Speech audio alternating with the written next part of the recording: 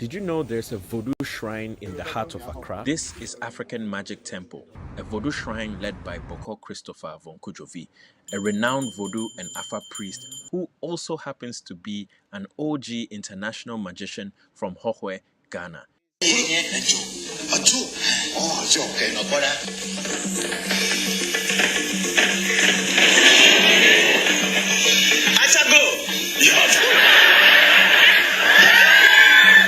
He has performed across Asia and Africa, entertaining and inspiring tens of thousands with the joy and wonders of magic. In 2007, along with his family, he dazzled an audience filled with African presidents and world leaders during the African Union Summit in Accra.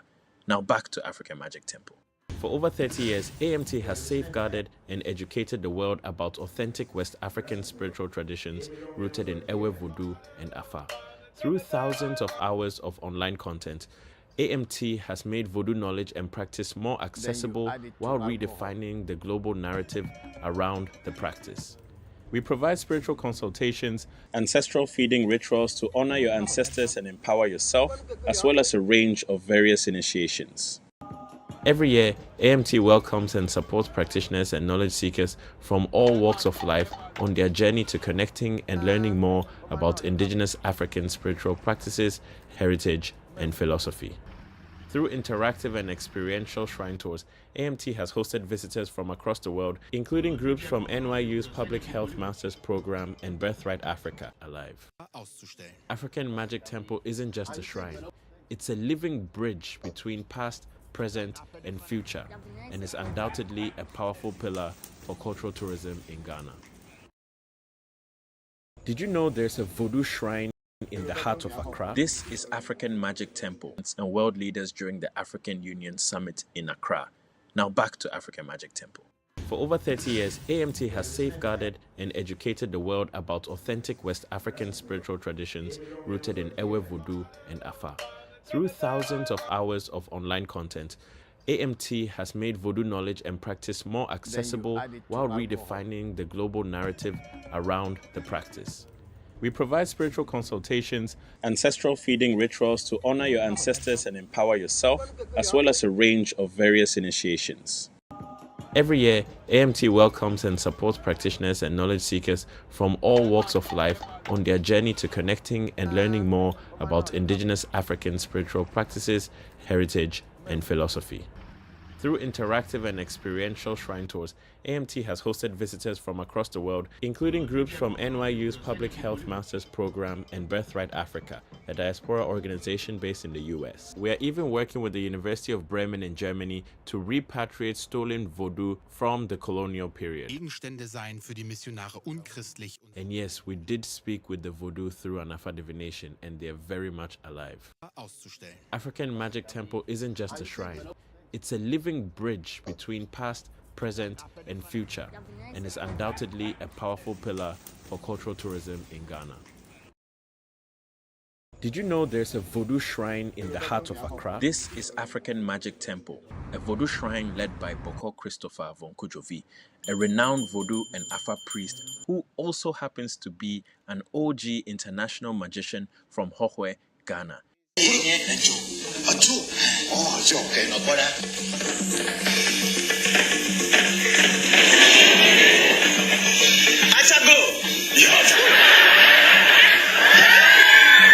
He has performed across Asia and Africa, entertaining and inspiring tens of thousands with the joy and wonders of magic. In 2007, along with his family, he dazzled an audience filled with African presidents and world leaders during the African Union Summit in Accra.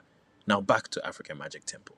For over 30 years, AMT has safeguarded and educated the world about authentic West African spiritual traditions rooted in Ewe Vodu and Afa.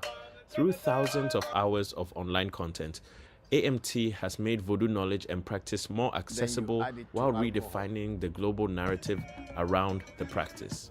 We provide spiritual consultations, ancestral feeding rituals to honor your ancestors and empower yourself, as well as a range of various initiations. Every year, AMT welcomes and supports practitioners and knowledge seekers from all walks of life on their journey to connecting and learning more about indigenous African spiritual practices, heritage, and philosophy.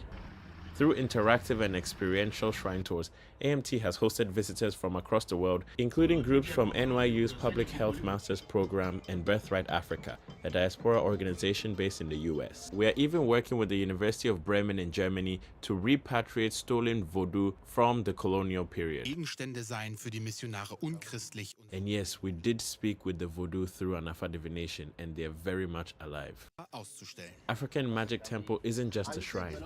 It's a living bridge between past, present, and future, and is undoubtedly a powerful pillar for cultural tourism in Ghana.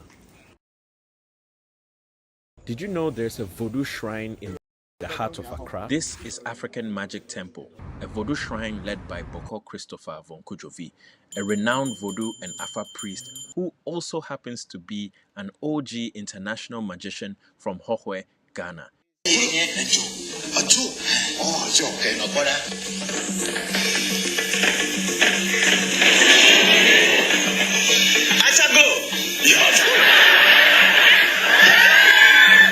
has performed across Asia and Africa, entertaining and inspiring tens of thousands with the joy and wonders of magic. In 2007, along with his family, he dazzled an audience filled with African presidents and world leaders during the African Union Summit in Accra. Now back to African Magic Temple. For over 30 years, AMT has safeguarded and educated the world about authentic West African spiritual traditions rooted in Ewe Vodu and Afa. Through thousands of hours of online content, AMT has made Voodoo knowledge and practice more accessible while redefining the global narrative around the practice. We provide spiritual consultations, ancestral feeding rituals to honor your ancestors and empower yourself, as well as a range of various initiations. Every year, AMT welcomes and supports practitioners and knowledge seekers from all walks of life on their journey to connecting and learning more about indigenous African spiritual practices, heritage, and philosophy.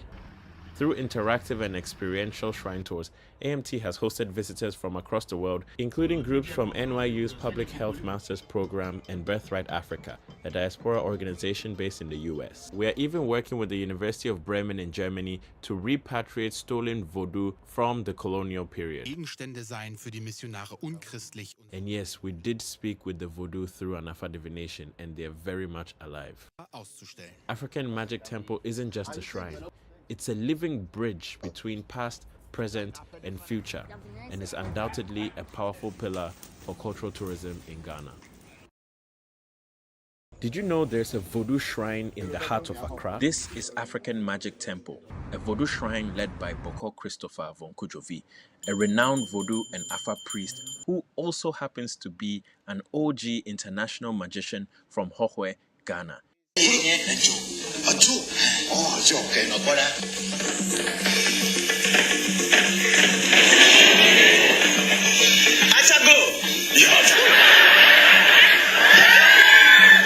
has performed across Asia and Africa, entertaining and inspiring tens of thousands with the joy and wonders of magic. In 2007, along with his family, he dazzled an audience filled with African presidents and world leaders during the African Union Summit in Accra.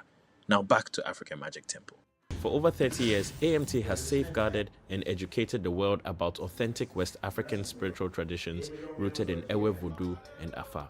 Through thousands of hours of online content, AMT has made Voodoo knowledge and practice more accessible while redefining the global narrative around the practice.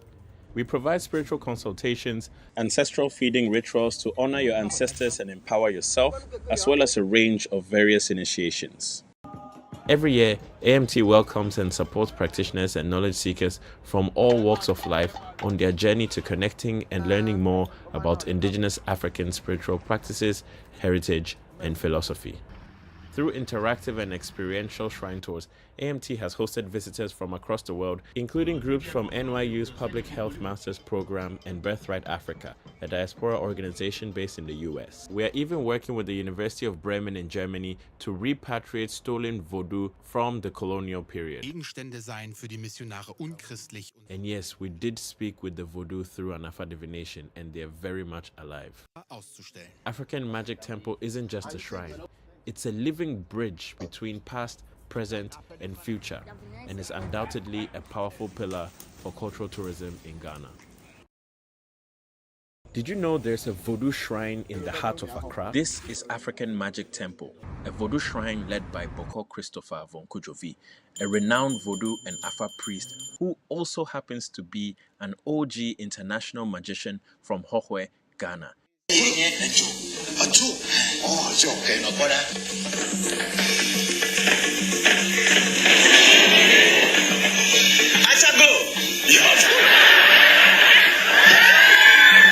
He has performed across Asia and Africa, entertaining and inspiring tens of thousands with the joy and wonders of magic. In 2007, along with his family, he dazzled an audience filled with African presidents and world leaders during the African Union Summit in Accra.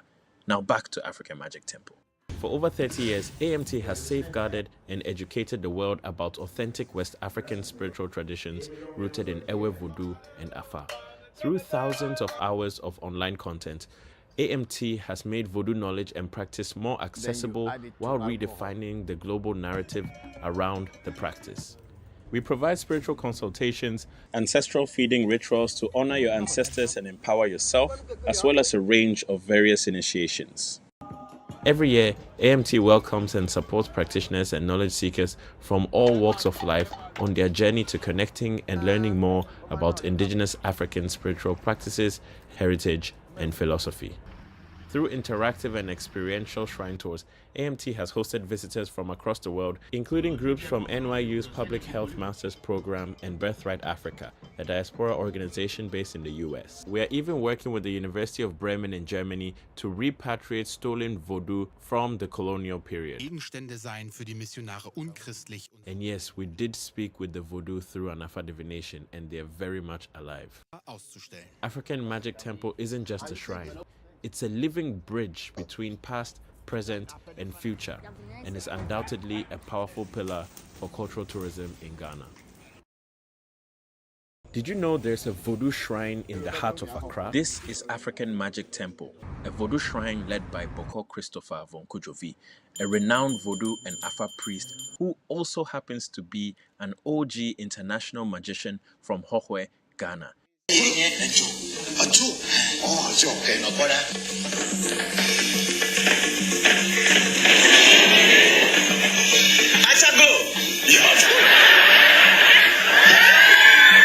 He has performed across Asia and Africa, entertaining and inspiring tens of thousands with the joy and wonders of magic. In 2007, along with his family,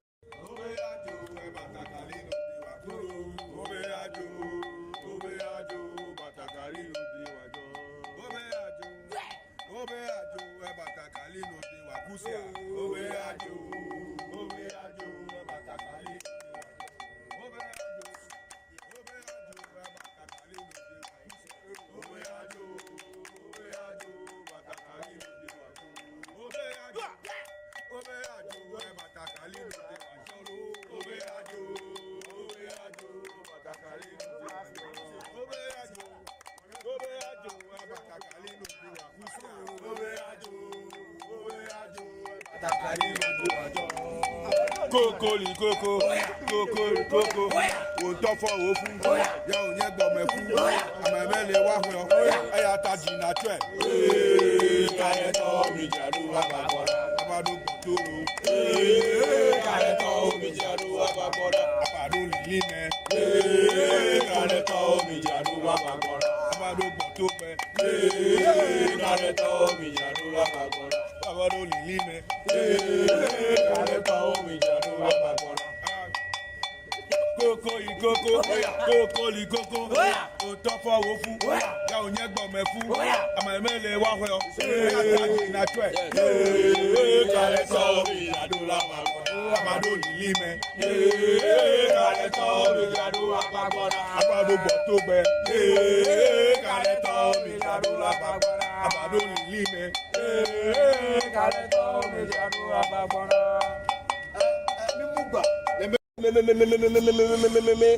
Me no fue la funeral. Oh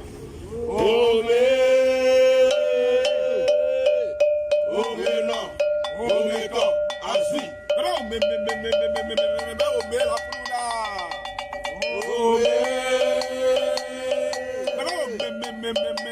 pero me la funeral. Ome, no, to, asi. Ome pepe levo, ada levo,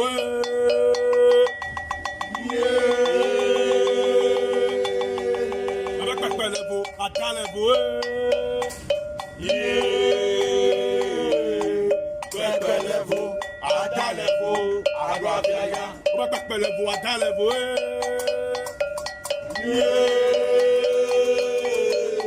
Pepe levo, ada levo, Pepe levo, ada levo, agua viaja. Mekade o malelo, adela mekade o male klasilo yo. Mekade o malelo, mekade o male klasilo. Mekade o malelo, adela mekade o male klasilo yo. Mekade o malelo, mekade o malelo. Mekade o malelo, adela mekade o male klasilo yo. Mekade o malelo. Mekade o male klasilo. Mekade o malelo. Adela mekade o male klasilo yo. Mekade o malelo.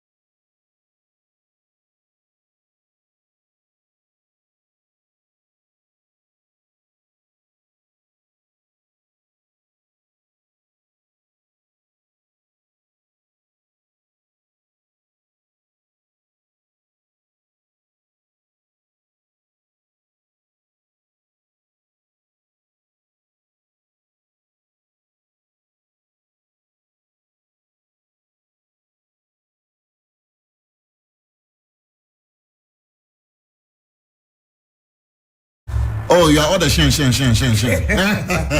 Let's get closer to the mic.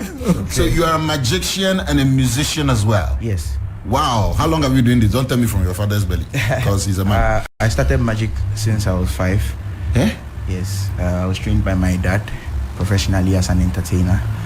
And I started music when I got to class 6. Hey. Yeah. Oh, Daddy. Yes. Yes. At 5. Yes. Usually I start all my children at 5. And the brothers who are now in doing their masters or finish their masters into their PhD. That's right. They started at the age of 5. You raise magicians. Yes. I thought it was something that you'd have to get chosen and or these are all tricks that you can teach. Magic is an entertainment. It's an art. Okay. But then it's an art that unless you get into it, you don't really know what it is, and a lot of people put so much mysticism around it and makes it look something that you cannot get closer to, but it is not so. Magic is an art, and as we are talking now, this very September, he and his bigger brother Mauli, they are going to Thailand to Magical Academy to brush up and have a competition international competition in Thailand. So yeah, there's an academy. They've been chosen. Yes. So they'll be going to. Wait, was there a mini competition that you won that had to make you represent us there in Thailand? My videos were sent. Your videos? Yes, my videos were sent. Okay. I've been performing on these few stages. Doing your own thing? Yes, in the clubs, on the street and stuff. And those videos, my dad gathered them and decided that, okay, he wants me to do something entertainment because I'm already on the path. So that's right. He pushed me on. And he sent the videos to one of the best magicians in Thailand, and he accepted, and he said he wanted to teach me, so I should come over. So you're going to understudy him and all that? Yes. This is something you really want to do? Yes. Because I know your bigger brothers, they started like you, but their life was like, come and see me. Life gave them something else. I understand. But this is what you want to do? Yes. Full time? Yes. I'm an entertainer. I like that. I like that. Well, for your dad, he got trained in India and all that. He has such a reputation. And in fact, I remember watching him when I was very young. One of the earliest magicians in Ghana on TV. Then, yes. Yeah, because a lot of them, either they're doing it at Bobloshi and the other places to collect money. But you were on TV, you grant interviews. I remember when TV3 was started. Those days, myself, Nana Chiampong, we were the people come on. There was a program called Talking Drum. Okay. Then that was like 25 years ago. Yes. Hey. Wow. So welcome back home. Thank you very much.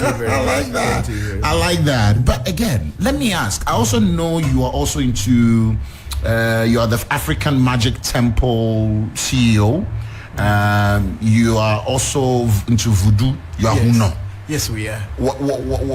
At what point did that come in? Is this something you've always been doing? Been the base. Yes. You found a way to add spirituality to it. Had always been, because the magic was, when you are young and you haven't dabbled deeply into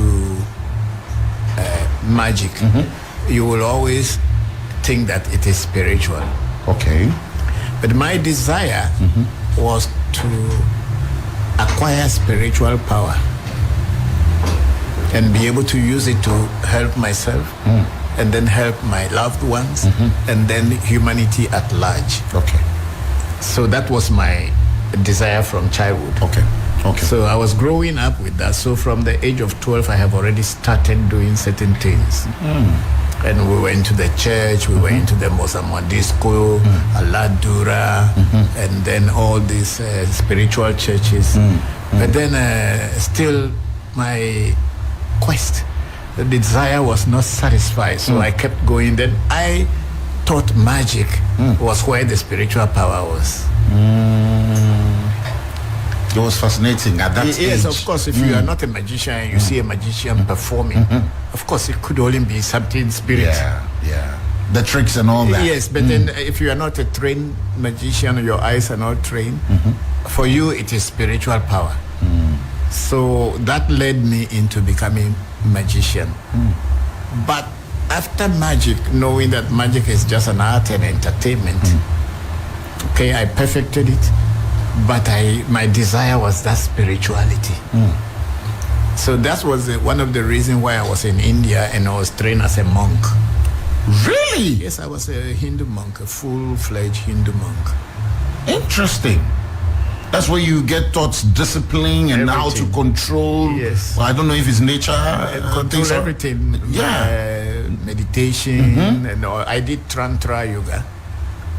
It's one of the most difficult yoga Dimensions where you can get stuck. in yoga. You can get stuck and that's it. Nobody will hear from you again. So I became a full-fledged Tantra yogi monk, and I was sent to Thailand as a regional priest. That's how I ended up in Thailand. So where he will be going now, are friends that I have met over 40 years ago. Wow. They are the ones I'm sending him back to go back to the roots. That's and right. Again learn and perfect himself. So he's more like the chosen one. Yes. The rest were just national service. Mali and go, just national service. So Sairam is the chosen one. Sairam, what's your showbiz name? Maracha. Maracha. Yes. What does it mean? God of wisdom. Or Friday born. Oh, okay. So me too, I'm Maracha because I'm confused.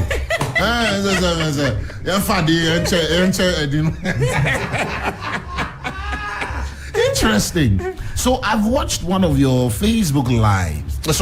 TikTok lives. Yes. Recently, that's why when I saw you last week, I'm like, no, I have to have a conversation with you. Yes. You get a lot of people come to you and they're asking, hey, my family, I'm looking for money. You get all these things, everyday problems. You get some of this. What do you see, when I came back home, of course I started the spirituality before finally deciding to come back home. But when I came back home in 1997, after 25 years out of Ghana, I set up a small shrine where I continue doing something about African traditional spirituality. African traditional spirituality. Most people will call it juju or voodoo or whatever. But it actually is our traditional spirituality, which is more like a quantum physics. Has a quantum dimension. But then when the Christianity made us to forget about our origin, our own, and we accepted the foreign, and then we are calling the foreign our own and condemning our own as foreign. So that's what has happened to us, and that's why we are where we are today. The Chinese are developing, the Indians are developing, everybody is developing. It's only Africa that is walking backwards because of this Christianity. We've lost our origin, eh? So I set up a small shrine where I honor my ancestors. How? By pouring libation to them and telling them that I am their continuity. Okay. They should guide me on the proper path so that I can also guide my children and people who may come to me to be on the same path of truth and godliness. So when I came, people know me as a magician and I do magic and all this. That's what we knew on TV. Well, we see on TV. Yes. So after some time, I started concentrating on the spirituality and more of homegrown spirituality, because I went out there. I haven't seen anything power than African spirituality. Even in India? Yeah. Even in India, I perform miracles, if you may call them so. But then we, in our tradition, we don't call them miracles. What do you call them? They're natural happenings. So you have to know the formulas. What was the first one you did that shook you and give you that realization? For me, it did not shake me. I was in a training center in Varanasi. I don't know whether you've heard this name before. Varanasi, no please. No please. Okay. Varanasi is the holy city, the most holiest city of Hinduism. Okay. Just like Mecca is to the Muslims. Okay. So that's where I was trained. Oh, nice. So I was trained there, and one day our electrician, we all have duties. As a student also, they give you duties. But the person who was electrical in charge, his name was Jagar Pati. And the electrical, he got electrocuted. And he died. He passed on. But then what I knew already, I just did some things, and after a few hours he woke up. You resurrected a dead man? Of course, why not? How did you do it? I saw the no, because 37 mortuary is not very far from us. That's what I'm asking. No, it's not like I'm going resurrecting people, but that was I'm just messing with you. That was a situation in which he was my roommate. And I was also afraid to sleep with a dead body. That's right. And all this things. So, and then we were so limited that we didn't have any outside contact. That's right. Because of the training. They set you apart. So yeah, we are totally secluded from society. And that whatever my destiny brought through my hands, I didn't know. But he got up. How did you know that this is what I'm supposed to do? So these are things that just come through you. Naturally. It's not you. You are just an instrument being used. So at that moment, how did you hear the voice? What language? Did they speak Ewe from Bokor, or you heard it in the street? It's always been there, because when I was already, even before I decided to be a yogi or be a tantra, I had a lot of things that had been happening from childhood. Really? My parents knew, my dad, my grandfather. Actually, my grandfather was a traditional priest. Oh, so they knew how to interpret what you're going through. So things, yes. Because I was going to ask you, some parents can have all this. My dad didn't take you to prayer camps and all those things. My dad really didn't agree on me taking this path, because he felt that if I am on this path of spirituality, I may not make it in life. He would want me to go to school and become a doctor, something like that. And my own interest was being a pilot. Oh, nice. But then that's not my destiny. Don't worry, your children will come and do it for you. Yes, your children will come and do it for you. Yes, of course. Interesting. So I want to ask about some common misconceptions we have. What are some of them that you've heard yourself either about magic or about spirituality? Voodooism? You are always perceived and looked at as the devil's advocate. Yeah, that's the most common one, because in reality there's no devil. In reality? Yes, of course, human beings are the devils. How many times have you seen a devil committing a crime? But they said human beings become instruments for them to use. No? Have you seen the devil before? But the human beings said the devil will make a dwell. So that's what I'm saying. So it's always a human being using the devil as a scapegoat, and by trying to tell others, instead of taking responsibility for your actions, you want to blame it on someone. That's why every time people are blaming, it's the devil, but we saw your hand still in the thing, and you said devil. So go and bring the devil so that we will leave you. Your space is a bit saturated, and I mean this because we have a lot of people who are in that space of voodooism. Someone will tell you, yes, when I was a baby, they took me to some forest, or I dreamt I met dwarfs, and when I woke up, my life became different. And they have so many Facebook pages and all those things. We have the fake, just like every other. In everything, yeah. There's a fake, and there's the people who pretend to be what they are. They are not. How do you know the difference?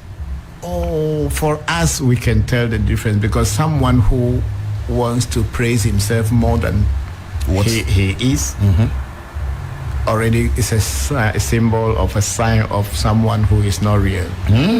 The real people are very simple, very well behaved, controlled. They are not proud, and they don't show off themselves. And have you ever been in a contest, power contest? No, we don't think about the power contest being anything, because it does not really matter. It's not necessary to have any power contest. Because maybe you are addressing a case, and then someone is also getting backing from maybe a spirit that is a bit tough, but on the other side of the divide. Yeah, but then I would not call it a contest. There was only one time we were in Batume Junction. Where? Batume Junction in Nagotime. Oh, okay, Batume. Yeah, Batume. There was a funeral that my old man wanted me to represent him there. Because at that time he was about 100 and... Your dad? 20 years old. Your dad? Yeah. 120 years old at that time. See, if you're more. No, 180 at that time. I am, a little bit more than 120 at that. So physically, he wasn't really strong anymore. Wow. So he wanted me to take the Asafo group to the funeral. I should lead them. Okay. And I think we went, and John and Mauli were very young. They were following me. So we were leading the decision. But then we realized that some people were shooting tukwe at me. But then nothing happened to me. And when we came back home, I removed my batakari and I saw that my undershirt was all torn. The undershirt rather was torn? All torn, yes. But you didn't hear the tukwe, you heard it, but you didn't feel it? No, I didn't feel anything. But that's some one of such things. But for me, personally, I was not competing with anybody. I was just given an assignment to lead a group or a troop to a funeral ground. It was a musketeering funeral ground, which is part of tradition. People come with power, all kind of people. But for me, I was just representing the old man, so I didn't have any mind against anyone or towards anyone. Do you get people come to you and say that, hey, I want money, I want the gods to favor me, change my destiny, my family, nothing is working for us, if there's truly some power, give me some concoction to drink, do you get a lot of that? We get every day. We get politicians, we get pastors. Huh? I even have pastors traveling all the way from Cameroon, come stay with me for a few days, a few weeks, some from South Africa, from Zambia. These are known men of God? They are known men of God, but I'm not here to, of course, tell anybody's name. I'm just talking about the kind of clientele that. What do you do to them? What do you tell them? I teach them about life. But they have that in the Bible, no? Unfortunately, most pastors, their mouths are more powerful than themselves.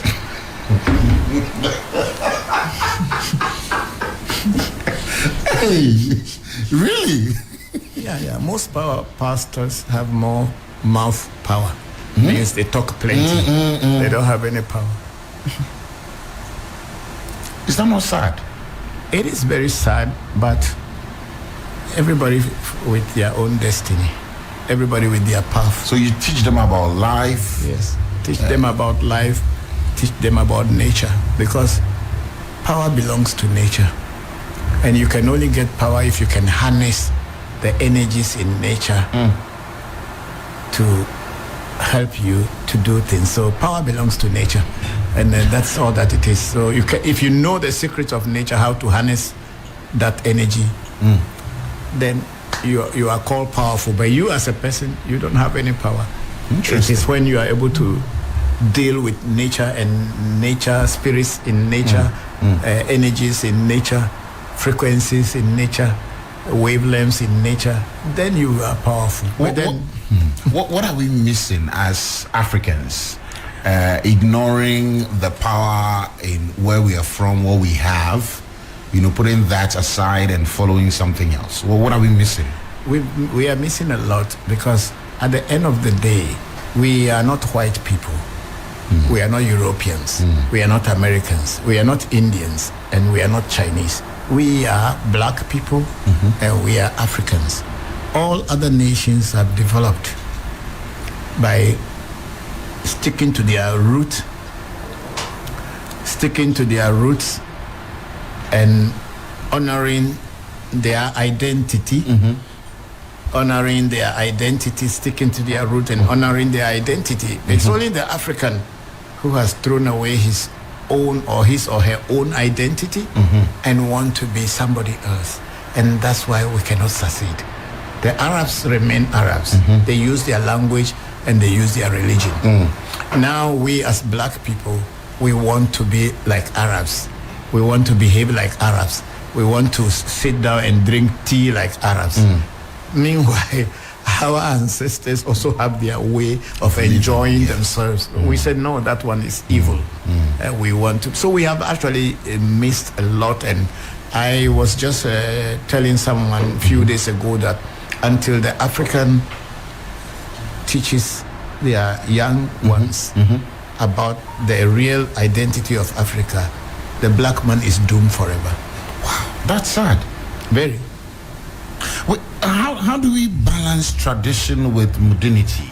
How do we still stay? You can. My son, Senna, he graduated in master's degree in Beijing just few days ago. And he's a Bokor. A fetish priest? Yes. He's a fetish priest, if you will call it that way. But the way we call it, traditional spiritual priest. Okay, traditional priest. The fetish has a negative. The regulatory language was brought by the white man to make us to lose our identity. He's pursuing. He's about to pursue his PhD, and he's in the modern world. I can imagine him in class challenging certain standards and finding himself in trouble all the time. He was the one who what did you call it? What do you call it when somebody is the one like the chosen one? Not mediator. Recently there was a AU meeting in China. MC.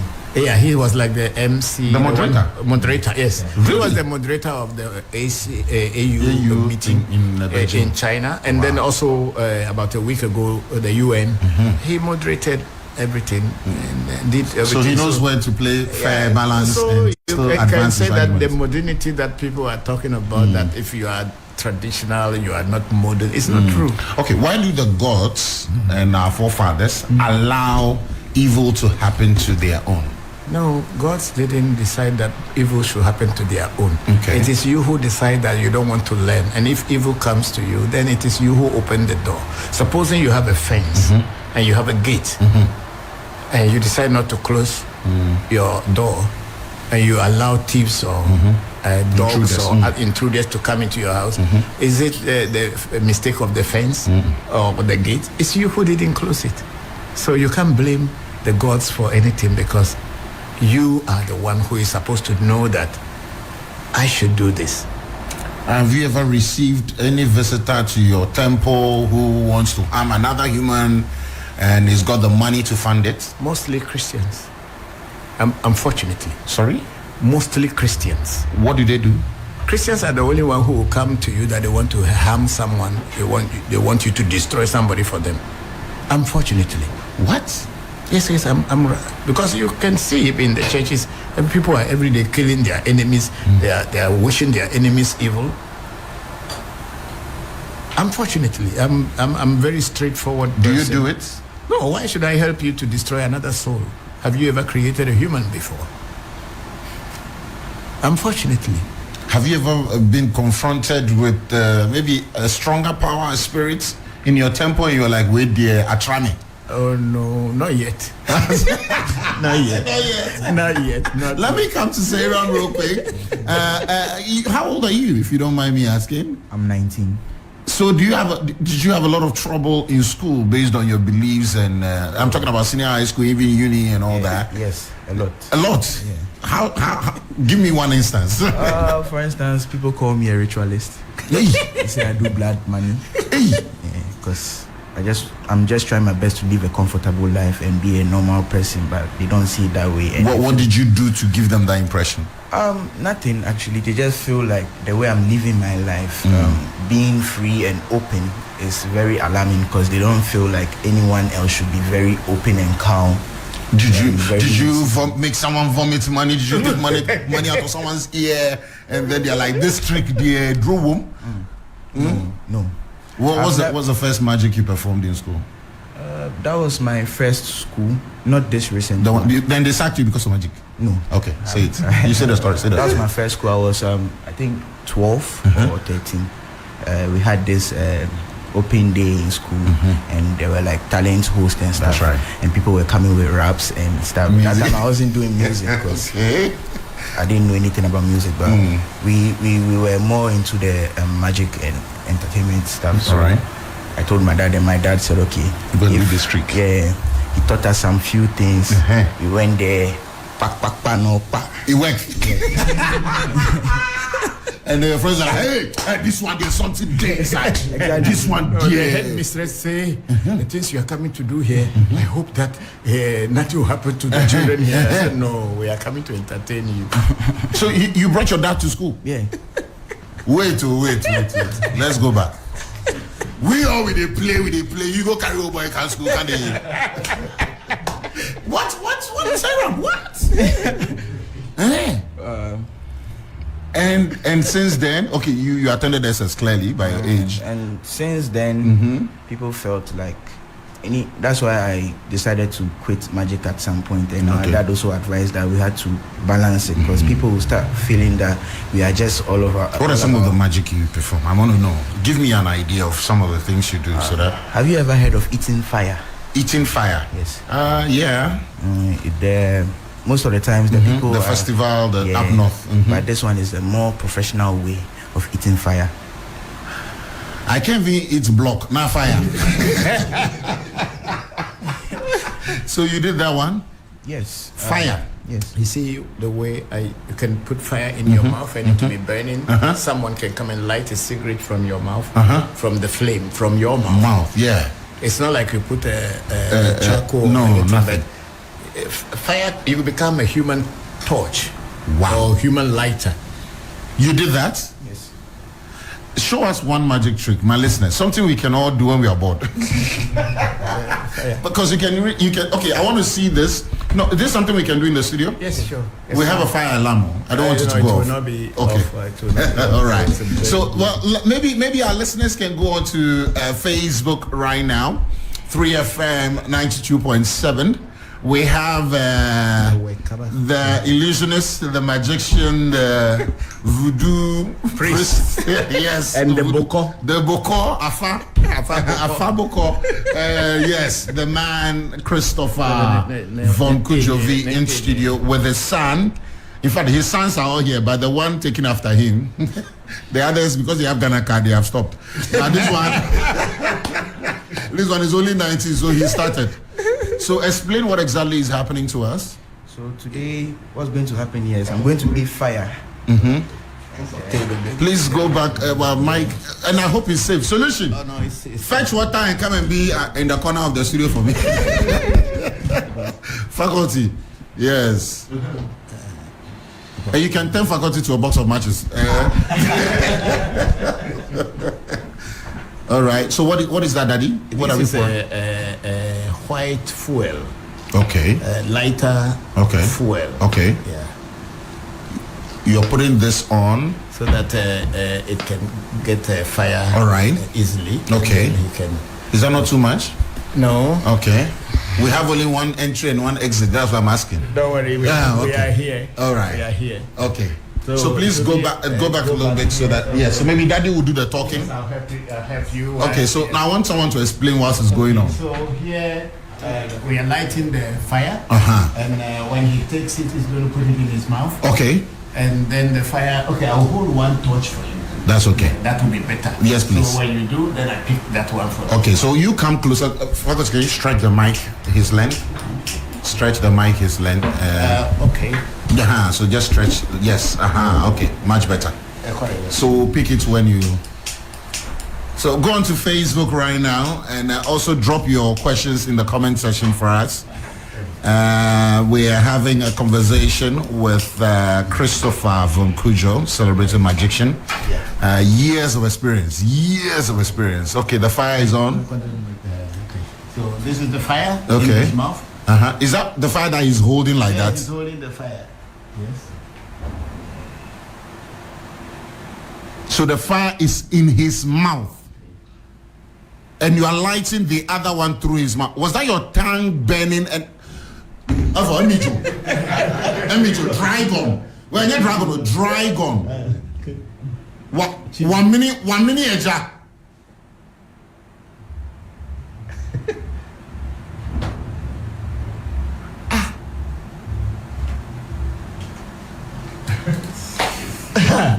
So fire that we used to pray, you have come to swallow fire. Okay. Are you faculty? It's your turn. This is the point they turn into double. So wait, this is all tricks, nothing spiritual. Yes. No, this is all tricks. Yeah, it's a mind over matter. That's how it starts, though. Yeah, it's a mind over matter where you can control. Your mind can be able to overcome the fear of the effects of fire. Interesting. So no accidents? No. Never had an accident in your magical? Because I hear sometimes things can go wrong. It depends on your professionality. Yeah. Ever had a maybe your early days? No. And I had been taught by good one of teachers. the best. And one thing is, when I come to stage, I'm not coming there to show you that I have power. Okay. Or I'm better than you. I'm only there to take your mind away from your problems, your worries, so that once you laugh and smile, you will forget your problems for a moment or for a minute, let's say. What are some of your challenges? My challenges in magic is sometimes people cannot clap because they are shocked. So they don't know whether you are human or you are not a human being. So that's it. But and can it be taught? Yes, of course. That's why he is going to Magic Academy in Thailand. For how long? 6 weeks. Okay. And also to join the competition. That's right. I hope that he will get an award before coming. That's right. And then we will also, apart from our traditional spirituality, I teach my children, almost all of them. It's only some one or two who are still young that I'm waiting for. You have pension babies? Yes. Hey, Senior, you have been busy. I'm very busy. How many now? How many children now? My children are altogether about 11. This, and mostly boys? Yes, I have 3 girls, but the rest are all this will fit. I mean, we can have the Messasaba field or the Legon Stadium. It's a full-blown football match. You can face the Black Stars in their preparation towards the World Cup. The ladies will play defense. The rest will should be in the goal. The rest will attack and advance. You are blessed. Wow. 11. We are on. No. By now you should be pulling the brakes. Or you still believe in adding more? No, I don't know, because nature, you cannot challenge it. You can't challenge nature, you know. This man still wants to be shooting at 82. My father had his last born when he was 72. Really? Yes. Oh, you are blessed. No, you are blessed though, and populate the land. That's good. I like that. So I teach Joanna Mali, 17 more to go.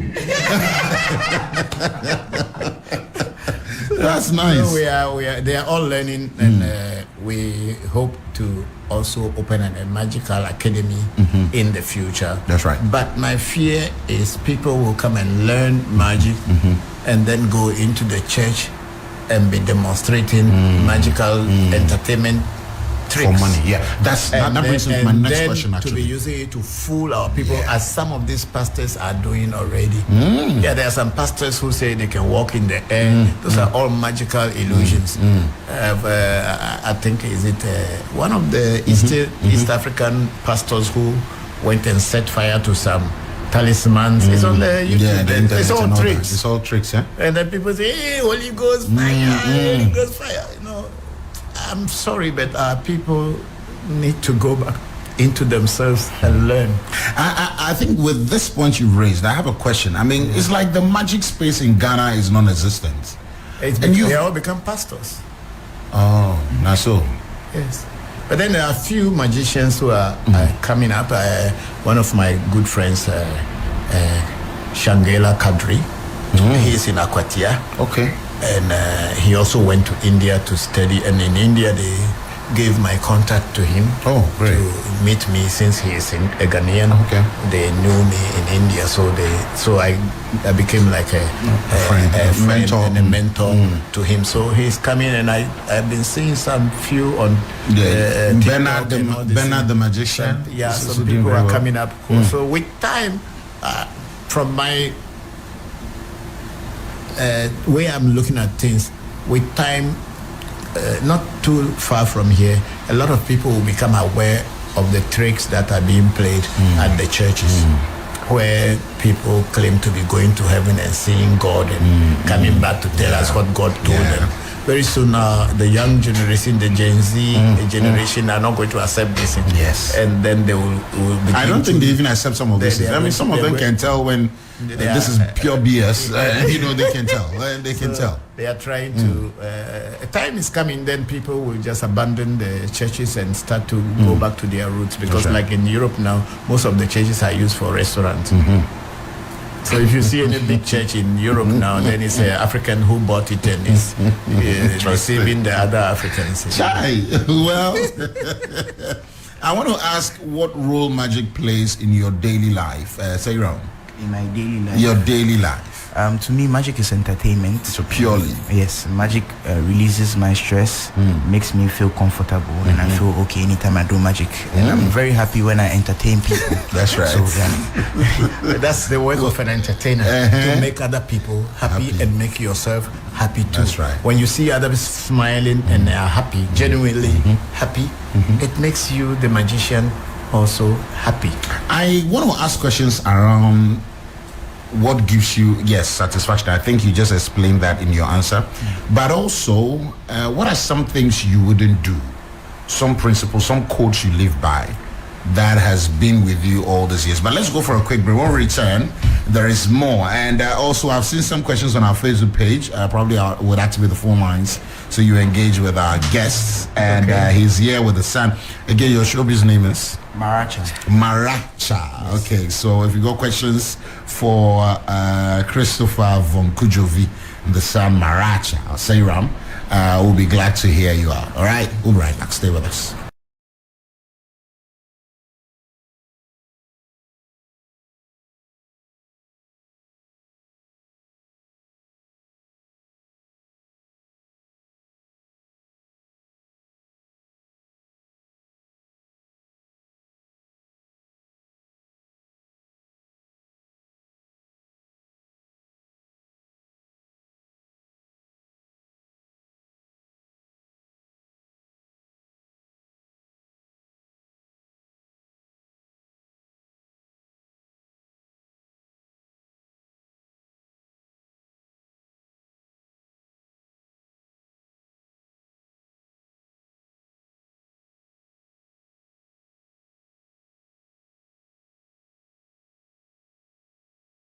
Christopher Voncujovi in studio with us. He's not here alone, so I'll as some of these pastors are.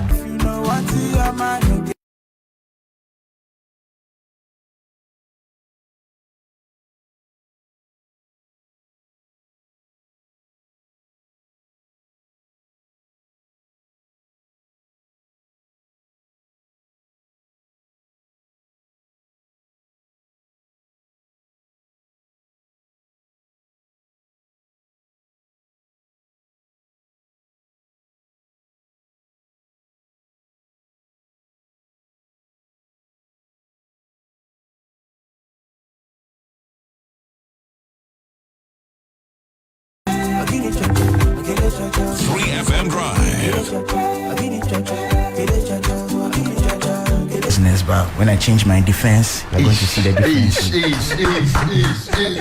Because if I don't want you to steal my would want them to do and business. So business is all about my life, how things are going for me currently, my music journey, and how people are downplaying my music, feeling that I'm not going to reach anywhere. But I'm like, just wait and see. That's right. I'm minding my business, but when I change my defense, you're going to see the difference. I'm minding my business, but when I change the defense, you will see the difference. I love that. Bars, magical bars. So, all right. So, Daddy, I'm sure there are certain codes you live by in your line of work. You've seen a lot in this life. Yes, I mind sharing some with us? The one thing is do unto others and do unto others as you would want them to do unto you. That's right. Whether you are a Christian, you are a Muslim, you are in business, or you are just living your life. Wow. Always don't take advantage of others because they are in a lower position than you. The terms can change tomorrow. You never know. But do unto others as you would want them to do unto you. It is more than all the 10 commandments in the Bible. Because if I don't want you to steal my things, I will not come and steal yours. If I don't want you to come and take my wife, I will not come and take your wife. If I don't want you to kill me, so I will not go killing you or anybody else. So as simple as that, do unto others as you would want them to do unto you. And nature is our witness. And nature doesn't forgive. So if you do bad thing today and you think that you go to church or go to somewhere and so I have God forgive me, what about the person that you have hurt? Have you gone to the person and asked for forgiveness? And you think that if you accept Jesus Christ as your personal savior, all the people you have harmed, it is over? No. Nature does not forgive. Once you have that in mind, you will do to others as you would want them to do unto you. Yeah, sure. I like that. And also being a daddy of boys, majority boys. Yeah. What is one thing that has taught you about, fatherhood in general that you want to share with us? I have a father. I had a father, but my biological father, when I was growing, because my dad had many wives. I'm not the only. My mother wasn't the only wife. Okay. So there were some challenges as the son of the last wife. I had a lot of challenges with my siblings and some of my stepmothers. That's right. But then, of course, they were the ones who raised me. It's not like my mother wasn't in the marriage, so my stepmothers raised me. And growing up as a child, I didn't like the way I was feeling. So I put it upon myself that when I have my own family, I want to be there for my children until the day I passed on. That's right. And this is my motivation of taking care of because your relationship with them is really tight. Yes. It's like they go everywhere with you. Yes. There is always one to either drive you to the bus or drive you from. Always, yes. I'm always around them. They are always around me because I want to see them to become better human beings. That's right. So you should have a conversation with Black Rasta. He loves spirituality. Yeah, he's right behind us. He loves spirituality. Okay. Yeah, so I think the two of you will do. Maybe one day. I love that. One day. And also, I've got a question here. Giovanni, please ask him if people come asking for money from his shrine.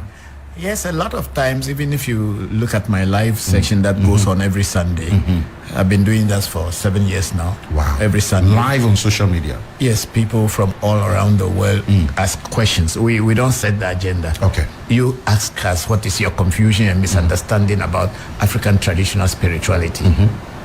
And then we can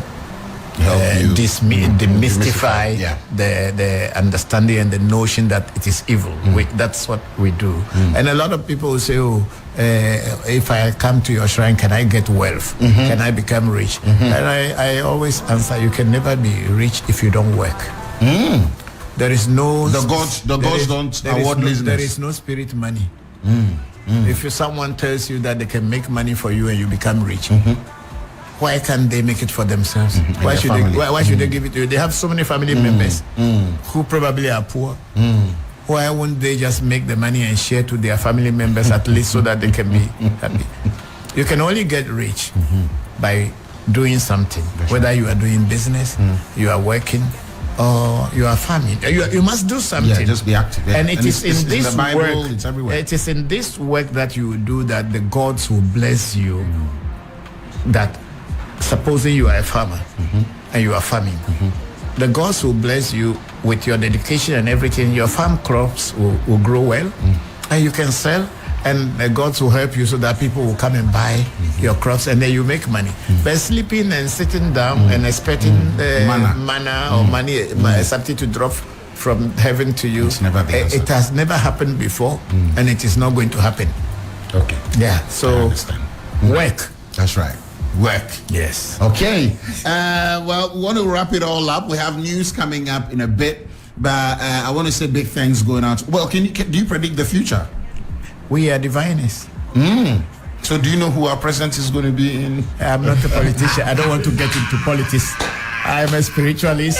I work for people individually. If someone comes to me and says, okay, please, this is what I am looking for. How can you help me? I will divine for you. And then whatever the God say I should do for you, I will do them. Are there times the God don't speak to you? I don't remember, but because our system is very perfect system. It's not like based on imagination. No. It's not imagination and trial and error. It's a mathematical calculation. So it cannot miss. It's a system that has been set down thousands of years, long before Jesus Christ was born, and it is still very active and very African. So we use this system. I have the magic mirror where I can move to anywhere in the world by looking to my mirror and get information and bring back for you. How do you see them? Because I know with the computer system we believe in zeros and ones. But the African traditional spirituality is based on the binary which computer adopted. Okay. Is the computer adopted our Afa of the 0101. Yeah, that's what the computer adopted. But it's been a system for thousands of years. So, interesting. We have all this in our tradition. It shouldn't end, but the news people are already giving me signs that Giovanni and Tenapi. But let me say big thanks to you and the whole family for showing up today. Thank you. I want to thank you for making time to at least just have regular conversations with us and also help clear some doubts in our minds about African spirituality. Thank you very much. And to Sairam, aka Maracha, thank you too for coming through and also believing in what Daddy believes in. It's a good one, yeah. We wish you well on your journey and rep Ghana hard, yeah. And also don't drop the mic. Spoil there. Let's follow you on social media to talk to them. On social media, if you want to get me, is Maracha GH, Maracha _GH, MARACHA_GH. That's on every social media platform. If you want to get me on streaming platforms like Spotify, Apple Music, Deezer, it's just Maracha, MARACHA. Okay. Nice. And Daddy, your final words and how we can follow you on social media. Thank you very much. We are now my major concentration is on our demystifying our tradition, spiritual tradition, which is Africa spirituality. So we are African Magic Temple. Which is spelled AFRIKAN. But magic is MAGICK. And then temple. And then the one that my children run, so that their peers can connect with our tradition, is called ReVodution. It's RE capital V ODUH DUTION. We are ReVodution. Oh, nice one. Trying to bringing back voodoo back to the people. I was just in Germany a few months ago to go and get our ancestral things that the Christians have stolen from us. They are all there. So they kept them for 150 plus years. They are still there. So and you brought them to Ghana? No, we are now working on them to bring them back home. Oh, nice. Yes. And pay for it. They should be paying for it. Yeah, of course. We are with the professors from the University of Ghana, Togo, and some other places. And I was going to ask that as my final question. Have you been invited to speak at schools with this? No, schools, no. Not in Ghana. You know, Ghana is outside Ghana. Yes. I was in the Netherlands, what do you call this, religious university of Netherlands. I was there 2 years ago to teach, and then this time we were also at the museum in Germany, and we had some small artists talking about our We should have this conversation again. Sure. Maybe Thank on you very TV much, soon. Thank Giovanni. you. We are very grateful Thank you for so much. inviting us Yes. and bringing us here. Thank you so much. Thank you, most definitely. Thank you so much. Ladies and gentlemen, up next is Alfred Okanse with the news. And thank you so much, Maracha. Thank you so much, Daddy Von. And shout out to Marley and John as well. My name is Giovanni. We're back at 6:30 p.m. Enjoy the rest of our programs. Cause I guess that all of my boys they don't wear diamonds in a filler. Pardon, you the see me where the stardom, superstar settings. Christopher Voncujovi in studio with us. He's not here alone, so I'll allow him to do the introduction.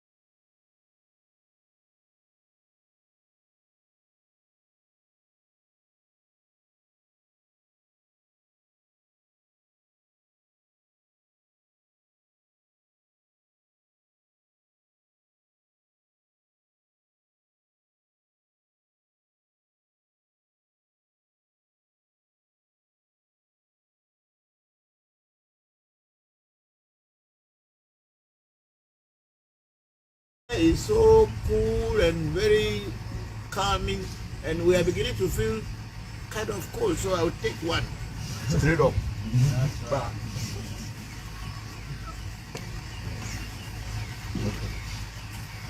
Yes, there's the questions. Greetings, yes. We should ask people to ask more questions now. So, Papa, can you tell us more about this area or any context you have about the area where we are? okay, where we are today is called a flea, or flea. As a simple, because every sometimes you say they add to it, but the word is flea. And this is a flea where Goviepe. This is Agoviepe. That is the flea. Agoviepe. That's where we are today. And this is where the highest waterfall in the whole of West Africa is located. And not far from here, you will see the highest mountain in West Africa, also located in Mount Afajato. So all this area is a very beautiful area. And I remember some time back, I was told by some Japanese who were doing research that they have gorillas and all these things that walk by, and they were studying the gorillas. So this is a wildlife, but then a very peaceful and calm place. And It is about 15-20 minutes drive from Hokwe Township. It is in the midst of the Hokwe municipality, and it's a whole lot of towns, stretch of towns all the way. Very beautiful. The road is very good. If you enter into Hokwe and coming here, the road is well made, so you don't need to worry. It's only maybe coming from Hokwe, it is where you have some problem. When you enter the district, the roads are fine, very beautiful. So this area is called Pli. That's where we are today. And I am from Hokwe, as you all know. Yesterday we were in Apate, my mother's town, before coming to Bando, where my mother grew up at, and then we finally got to Hokwe at night, and then today we are in Bini because of the waterfall and the people here. The people are so nice and very beautiful, very welcoming people. So it's I would say that if you are in Ghana,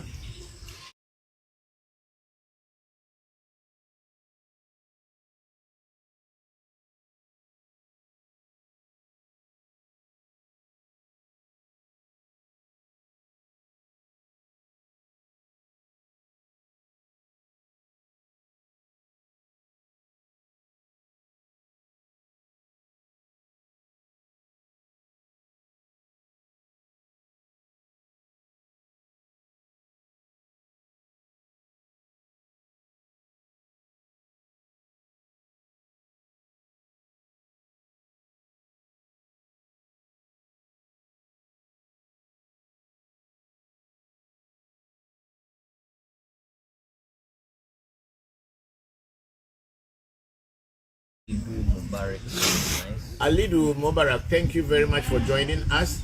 Ifadara from Georgia. Big sister Ifadara from Georgia in the US, thank you very much for joining us. And then we have Sakidu Legion.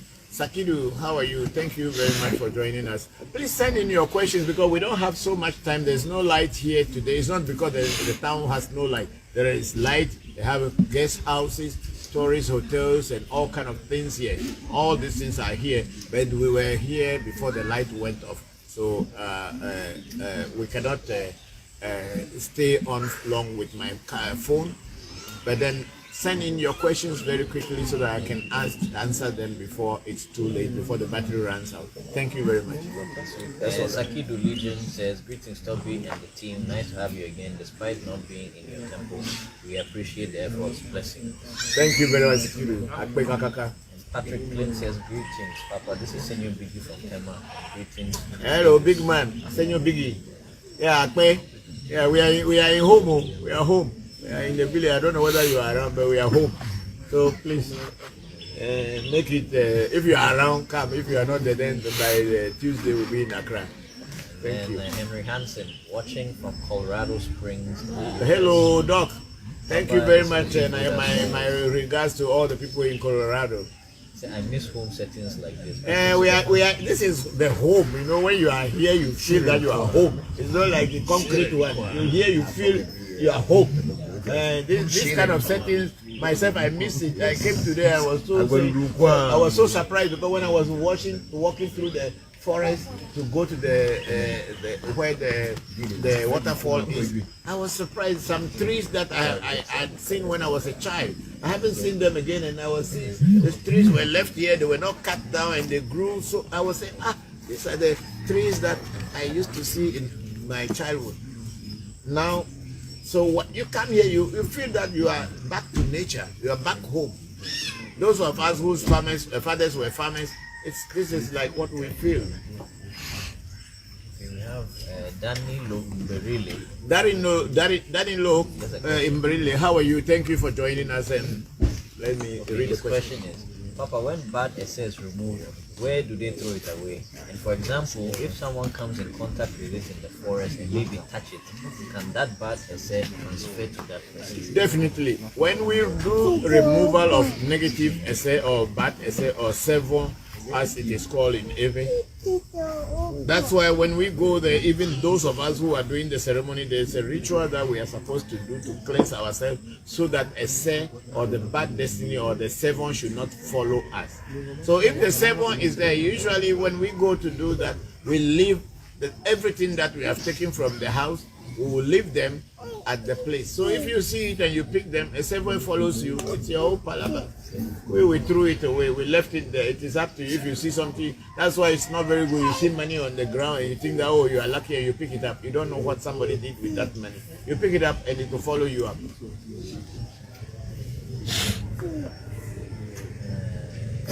In the olden days, that Christianity was not charismatic. When I say charismatic, that is the new Christianity. In the olden days, when there were the main churches like the Catholic Church, the Bremen Mission or the EP Church, the Anglican, the Methodists were there, our ancestors were still doing their tradition, and these churches were not really against them. Sometimes you'll be walking and you see that somebody has made vosa, and they throw a lot of coins and small monies and cook some food there. They'll put money, and some children in those days they thought that they'll pack all these children monies and then they start spending. Today those children, their lives are not clear. They are still suffering because you don't know what the person was trying to remove from himself or herself before doing those things. You thought that you find coins and you pick them. You start using them to buy food. The negative things that was following the person before the person did that vosa will follow you because you have accepted it. Yes. So when you do a seven, when a seven is removed, it is not advisable that people should go to it and go and touch it or do anything. When you see things like that, I will advise you that walk away because there is something that someone did not like and drop it over there. And if you think that you wanted to carry it, it's your palabra, not my palabra. Yes. Mimia says Abate Agame. We went to Abate Agame. We went to Abate Toji before Agame. My grandmother came from Toji, but then I have my cousins at Agame. That's why we went to Abate Agame. Now I understand why I'm connected. I'm from Abate Jigba. Jigba. I'm also from Jigba. Jifaji. David, that's why you are connected. Now you know. David Tetra says, hello team, I can see that the weather there is cool, nice exposure. I would like to make a divine prayer for the week. Oh, thank you very much, David Tetra. Thank you for joining us. Yes, we are home. As you know, we are home. Everything is cool. You know, Accra is too busy. Too much struggle. When you come home, you stay Accra small, come home small. You relax, then you gather energy, then you go back and do the battle. Prince Atuche says, I miss you, Papa. It's been a long. Hope you are doing great. Yeah, Prince Atuche, thank you very much for joining us. We are doing our best as we could.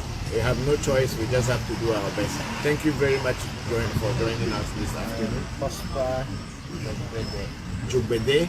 Prosper Jobede. From Bokor. Thank you very much, Prosper. Thank you very much. And my greetings to Nogoko people and everybody. And I think Wisdom was called me early morning that we are in the Volta region, so we should also come to Kliko. So we'll plan our Kliko visit maybe next weekend. We'll come to Kliko. Patience Ito is watching. She is in Ghana right now. Patience Ito. Yes. Okay, thank you very much for joining us. Hi. Hello. Richmond Bana. Bana. He has shared our link. So people should share. We have 39. Okay, so all of you who are on the platform right now, please share the program on your platform so other people can join in and ask questions. Because you know our tradition, our tradition, which is called Voodoo or a Tro or Bob. Share it. There's so many people who are confused about it. Let people ask questions that we'll be able to kind of demystify what our tradition is. Our tradition had been here and we know what the name of God was before the Christianity came. So even until today, even those who are Christians, they still call God in our name. So that means our people knew God long time before Christianity and Islam came. There's a name for God in our language, Mawu. It is not from Christians, it's not from the British, it's not from the Arab. It is from our own people. So that means we also know what God is. God is nature and nature is God. That's the way we, the Eves, know God to be. Okay, we have Marvelous Mensa says, okay, my little sister is very stubborn, and two people who have spiritual eyes says it's not normal because they are using her spiritually. I want to ask if I can come and kafa and know what to do to block them. They are marvelous. You see, the way we do things is that before you can do anything, you must know the causes of the problem. And it is by doing divination in Afa that you will know the causes of the problem, and then you'll be able to solve the problem. So we are open. African Magic Temple is there in Accra and everywhere, and ReVodution is there to educate you. So you come, if you want to find out about your little sister, we are there to do the Afa and then do the divination, and we'll be able to explain to you what it is, then you can know what is happening. Then if there's a way to solve the problem, you can solve the problem. Kadi Fisher says, greetings Papa and my AMT family. Hello Kadi, how are you? I was thinking about you the whole of today, because when you come next time, I want to bring you here. I want you to see nature in its beautiful form, and also to learn about herbs. Today I want to teach about some herbs. Chef, get avena, get siosio, get this thing. What do you call it? We are in the home of herbs. Harvest them. I want to teach something that people can do and then change them. We can go with the camera. So please, I'm going to sit here. They're going to go to the forest, because we are near the beautiful mountains. Avena, and then get this is Avena, Siosio, and dandelion. Only we are not seeing dandelion. I haven't seen one. Oh, what happened? Okay, and they'll get the herbs, and I'm going to teach about how, if anything is worrying you in life. Take for instance, you are working and nothing is happening well.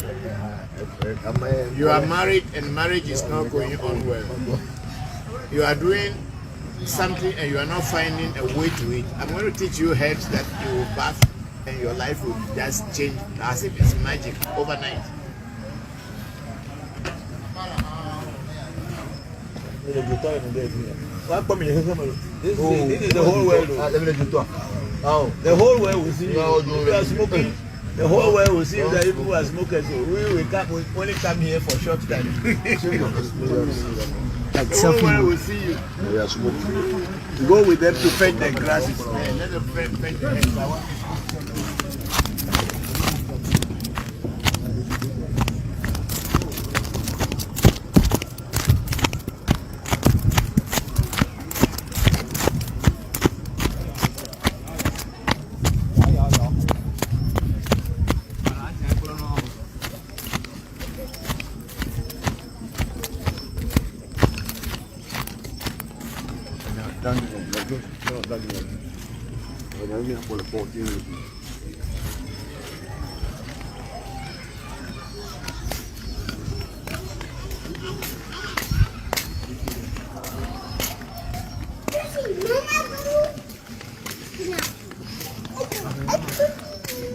And I say that then go pass, we'll get for you, and they tell them to you.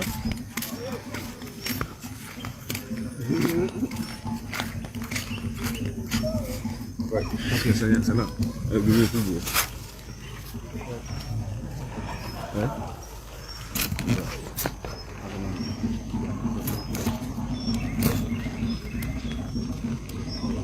Oh yeah, catch thieves inside the bush. Let's go. Hello everybody. So you see me, we are in the bush setting. We are looking for herbs.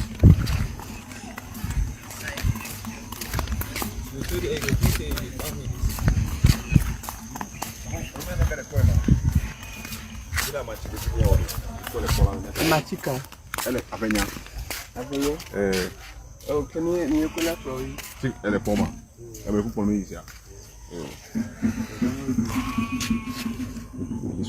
There's one here. So this is Free Town. Eche, what herb are we looking for right now? We're looking for Avenia and Siosio. Dandelion. Huh? Dandelion. But there's no dandelion. Dandelion is not this one. That's Siosio. Yeah, no, we are looking for dandelion. Yeah. Charles, you see what the person said.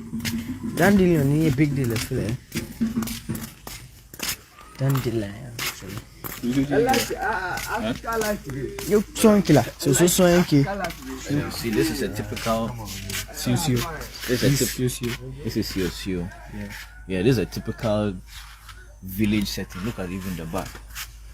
You know, but these are where the spiritual wisdoms come from. These are where the herbs are. This place, if you have spirits here, they work very quickly.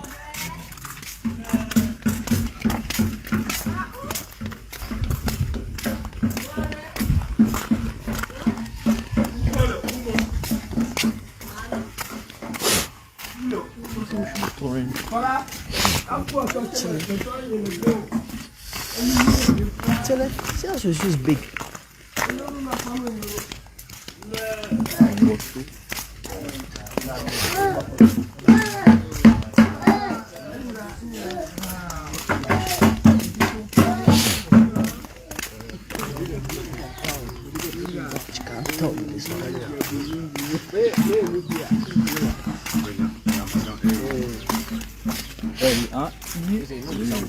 Yeah, but that's why we like your interfacing.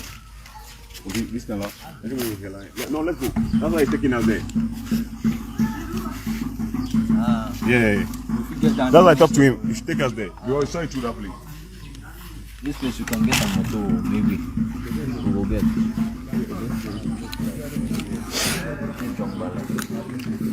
That's a belly macbao. This cassava. Cassava. This is Edugbe. Charlie.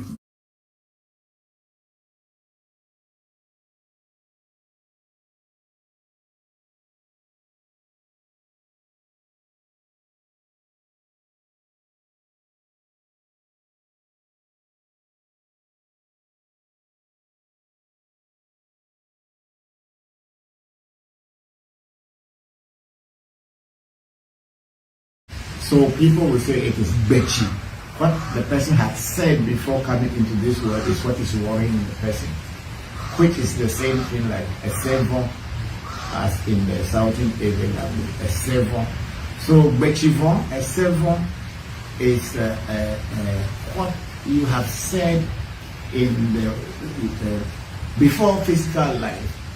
When you come into the physical world, that be or the word or the language that you have spoken is following you. That's why we call it bitch. So it's usually people who bitchy worries are.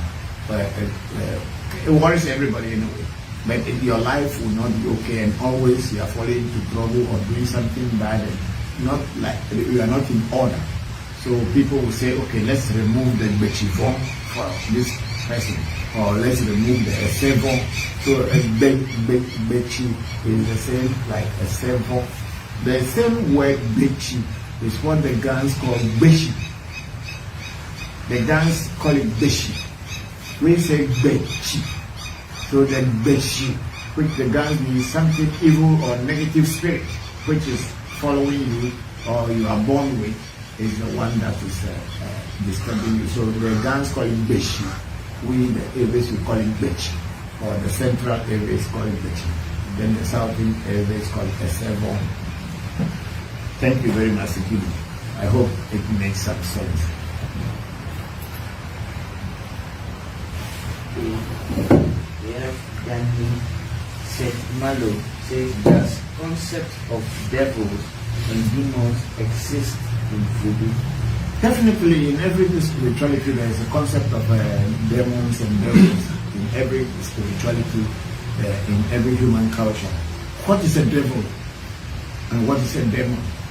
A demon or a devil is an energy that is not in favor of you, an energy that attacks you. So to you, it's a demon. But the person who owns that energy and it is supporting and fighting on behalf of that person, it cannot be called a demon. So the truth about demons and what is the spirit or Satan? Satan, not Satan. Devil. Demons and devil. It is just the concept of negative and positive. But you should also understand that negative is not totally negative and the positive is not totally positive. What do I mean by that? If I have a spirit like, take for instance, I have Jopata, which is my deity, one of our patron deities at our shrine. My reason of getting Jopata is to protect me, protect my children, and also protect people who comes under his umbrella. Okay? So that is what the Jopata's duties are. So if you are a person and you are trying to attack me and Jopata attacks you, for you Jopata is a devil. Because it's coming to fight you. And anything that fights you and disturbs your peace, to you that thing should be a negative or a devil or whatever you may call it.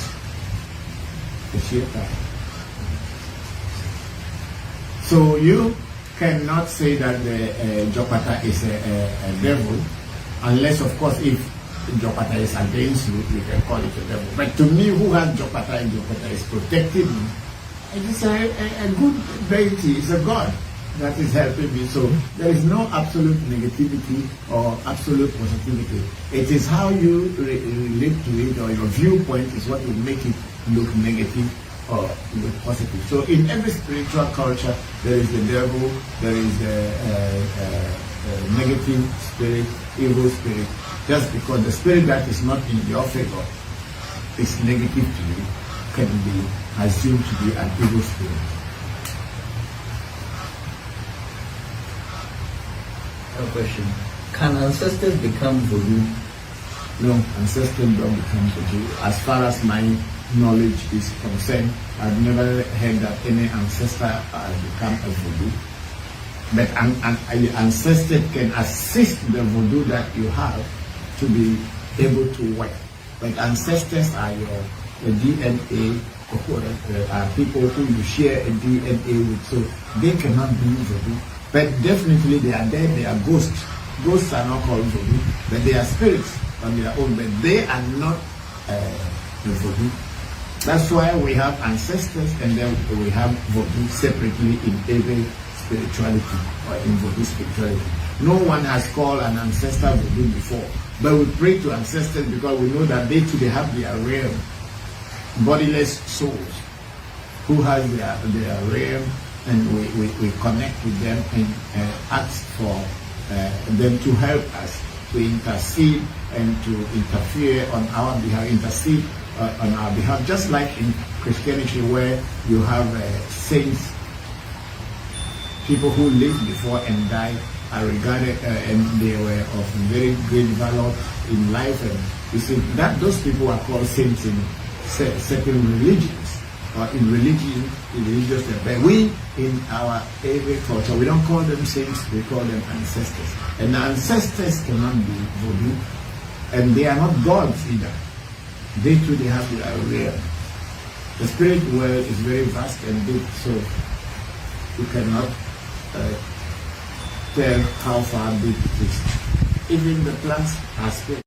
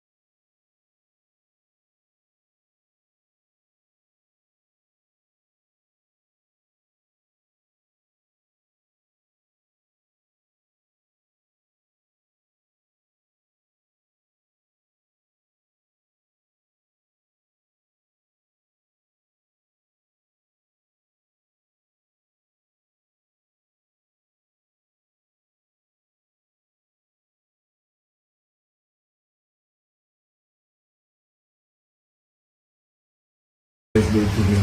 Thank you. Alex Amon says, good afternoon, brother. Hello, Alex. How are you? Thank you very much for joining us. How is everything going? Daddy Sponsor says, real Caesar. Thank you very much, Gabi. We are very grateful to you.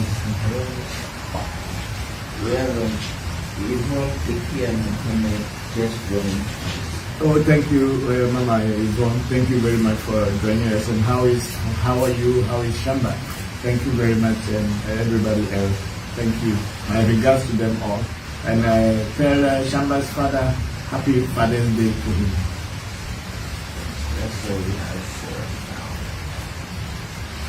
So somebody's asking a question. I'm going to try and, I don't really understand it, but I'll explain it in the way I understand it. Because the languages are different, does that change the belief? So, for example, between Voodoo in Benin and Ewe, or practices that are similar but maybe using different languages, or maybe even practitioners that may not speak the language of that practice, does that change the practice or the effectiveness?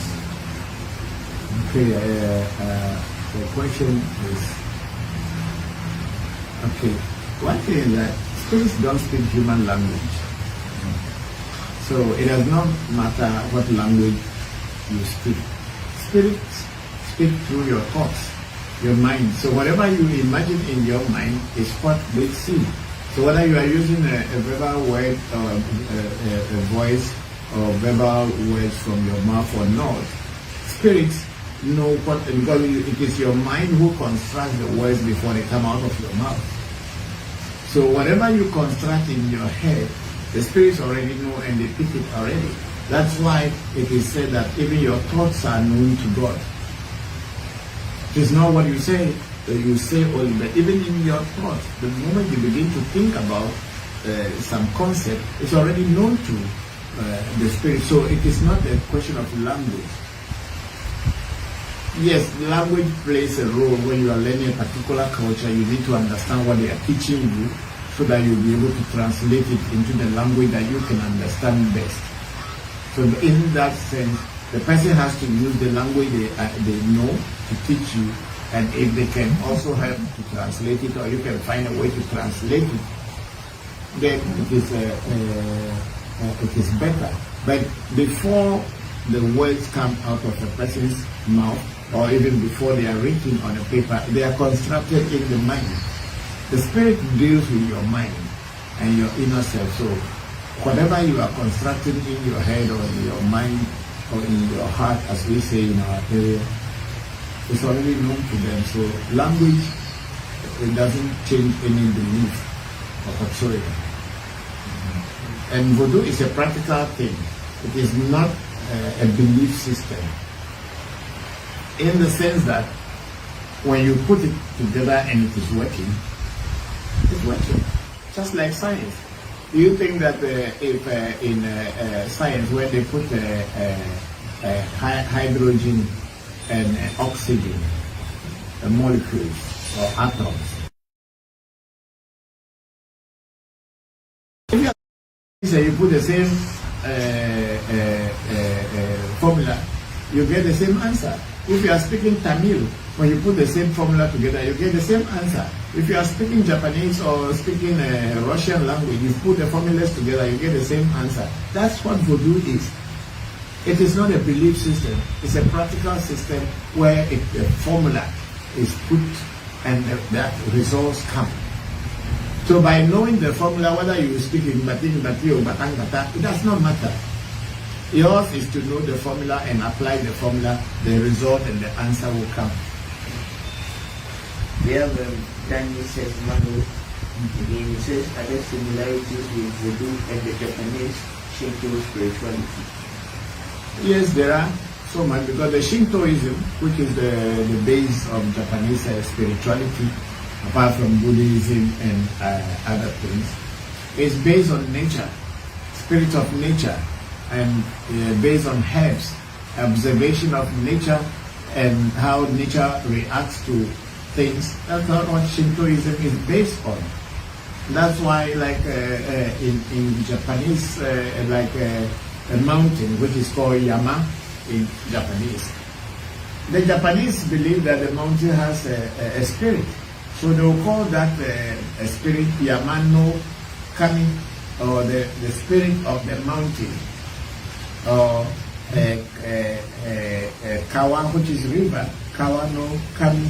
So the relationship between Voodoo as in every culture and African this thing is the same there, because it's not only in Japan but even in China. Everything is nature. They deal with nature. That's why when people talk about Bible and Quran, and I say those books are very powerful books. What about the book of nature, where everything is clear to you? You see, nobody has any prophet writing it or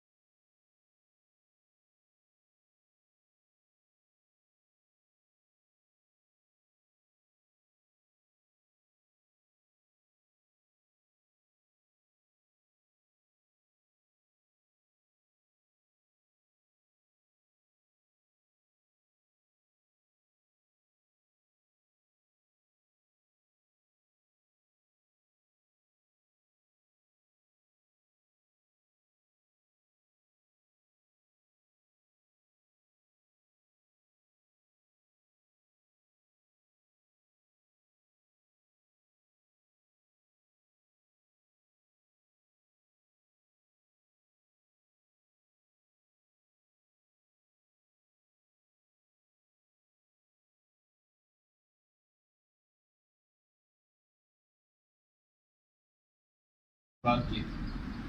Quite easy. Now the leg back on.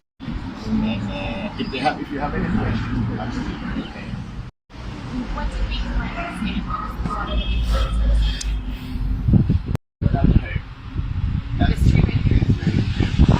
It's called in our Ewe language, Amaka, means the big herb or the supreme herb.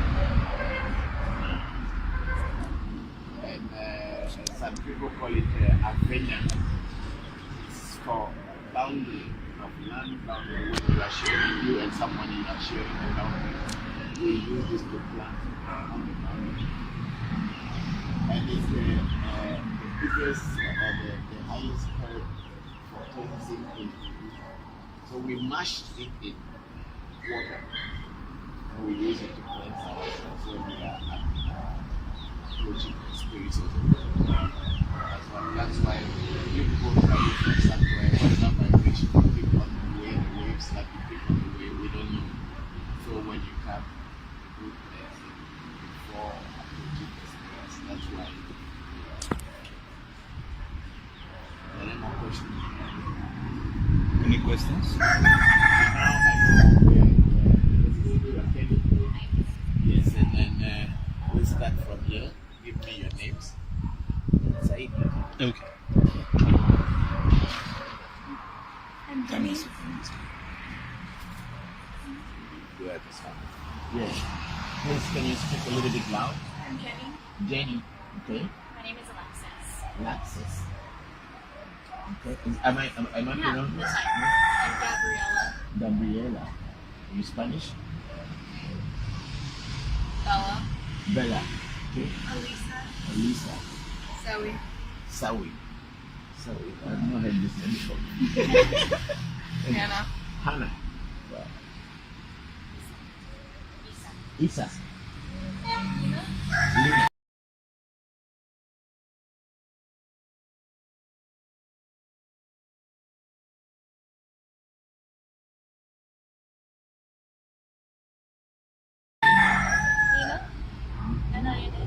Lina.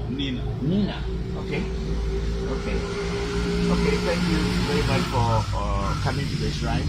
And I will just start straight away. As I said earlier, I'm Christopher.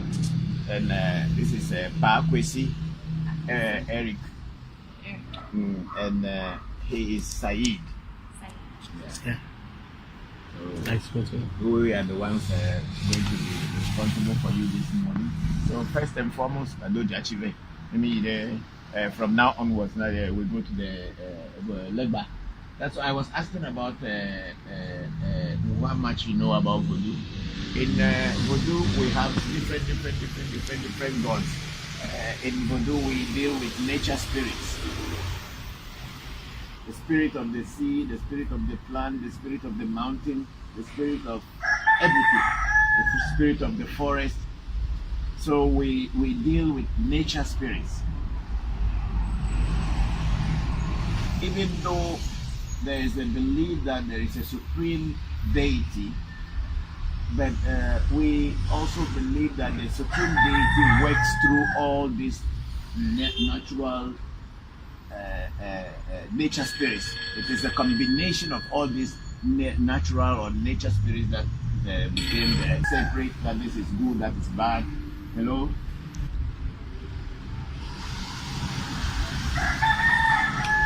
Saeed.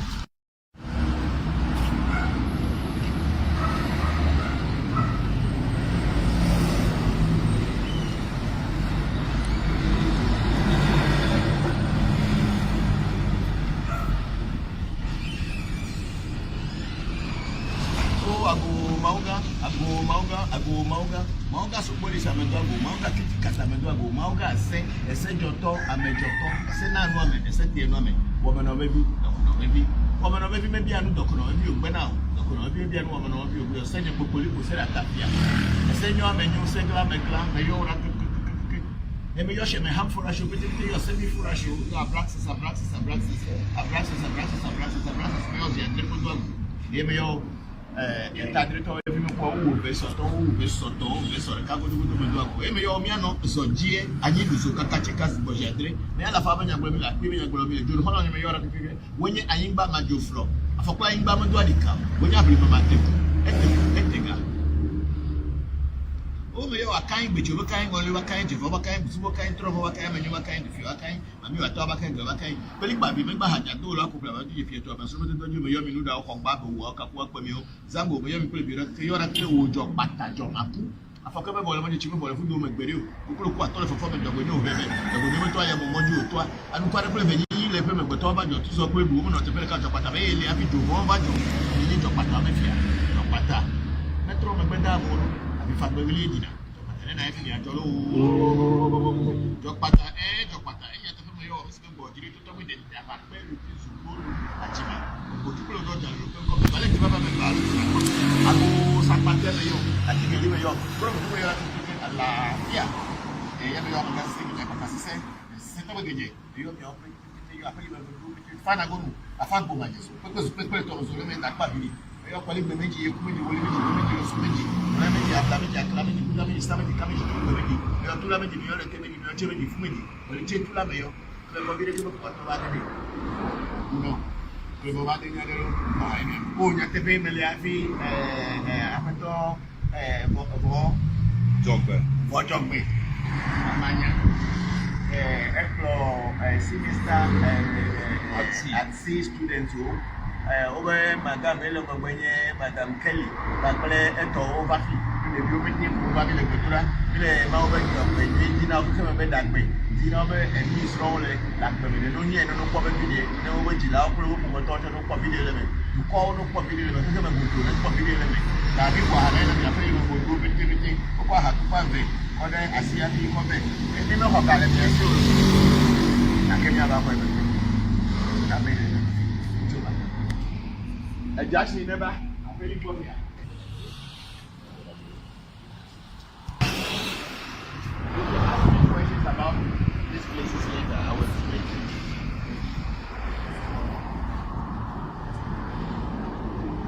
I'm in Bala. Oh, I go. Appelle, Brogodo, Azagbaja, Kobipono. Appelle toi, appelle toi, assigné appelle toi, ou nous popo, nous, et nous, for no, assis tout bas meilleur. Amaya, si à ma femme, appelle toi, et à blabla, appelle toi, quoi, nous, Jachin, que fa fan de ballon, Dagbe never look. Nanyu ene je nuna misia.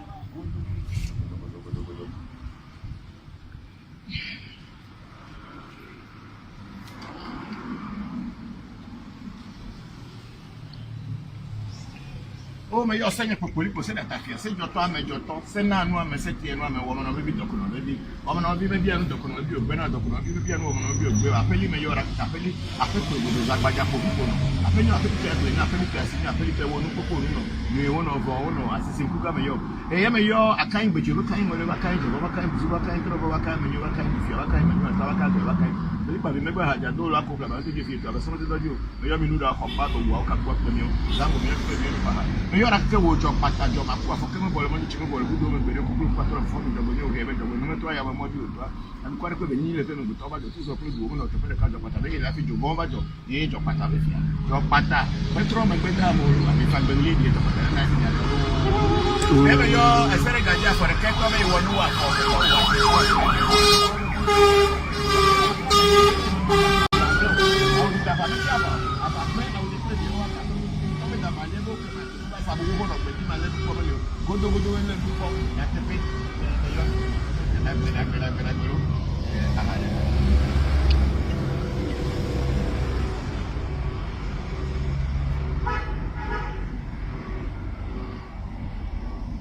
I have a poor old judge. If I found me, to maybe a gun out there, gun out there, but to me, Papa, your colleague, Bemeji, Yokumeji, Willie Meji, Dimeji, Loso Meji, Mulameji, Ablameji, Clameji, Gudameji, somebody coming to Bemeji, Tulameji, Temeji, Jemeji, Fumeji, Quality, Tulameyo, Labovida come up, I pay my book, the Abochis are coming to Abia and Dogo, Okotopolid uncle. Oh, Kumaku, I'm going to talk about the show, friend, I'm going to Sinkra.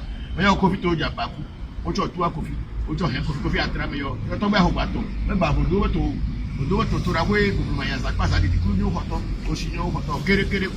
That's in an African, I'm an Famino. That's better, I'm here. Geography, Jemeja, Gadi, a Garcia, never be I'm a start see students never feel it. Oh, look, send the video. No, says an arm metallic. Can you worry? I'm in a bubble now. Have I? I can't get him. So, because, okay, me, they get me a couple club.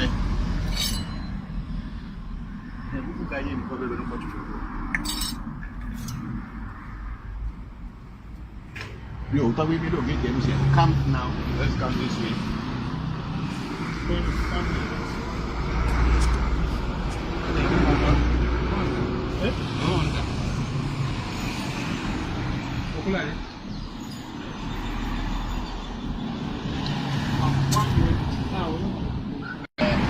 According to Voodoo, this is the messenger God sent. The one that takes messages to find well. So it's always at the gate as a gatekeeper. It's called legba. In Spanish, people call it a legua. In Hispanic countries, they call it a legua. The way we call it legba in Ewe. And I think in Europe, it's legba. So here, most of the sacrifices that when people bring people have difficulty, and we do spiritual consultation, and then they tell us what to do to solve their problem. When we do the ritual, we bring it to this place to let it take that and send it into the psychic world so that the person's problem or whatever they are going through will be solved. So if you see in front of it, there are so many earthenware bowls that we use to other many people's sacrifices that we have done. So now that you people have come into the house, I'm going to inform you that you have come, and whatever we will do here should be progressive for you, people who have come, and for us who are also in the shrine. And all that you have come to do, wherever you are traveling to, they should guide you and let you get home successfully and safely. Is that okay? Are you understanding? In Voodoo, we do sacrifices. And I believe that every religion does sacrifices. In Islam, they kill goats and sheep and rams. In Judaism, they kill chickens and all this, and they use it to rub their heads and everything. In Hinduism, they kill a cow and all this. Almost all religions or traditional spiritualities do sacrifices. But when it comes to African traditional spirituality, the moment we do sacrifice, then it is regarded as evil. It is not evil. You have to use that to connect with them in a better energy. There is no other way. You got you, never? You see, when I was at the other side, I was using my right hand to. But when I come to here, I'm going to use my left. Yes, I will answer. So I'm going to use my left. Here, we are now talking about ancestors, spirit that people who are dead and gone. So we, in our culture, we use the left hand to pray to them. So now I'm going to give water. This is only made out of corn flour. It's made out of corn flour because corn is our main staple food.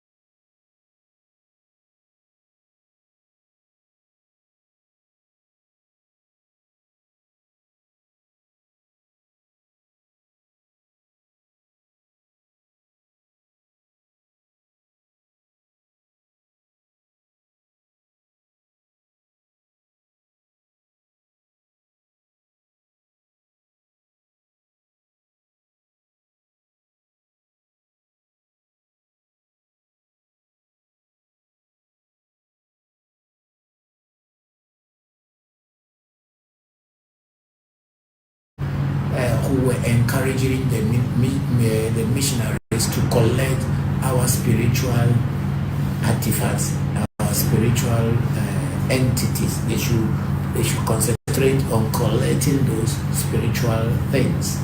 So these items were taken away from our ancestors, and they are all kept in Germany. They did not destroy them.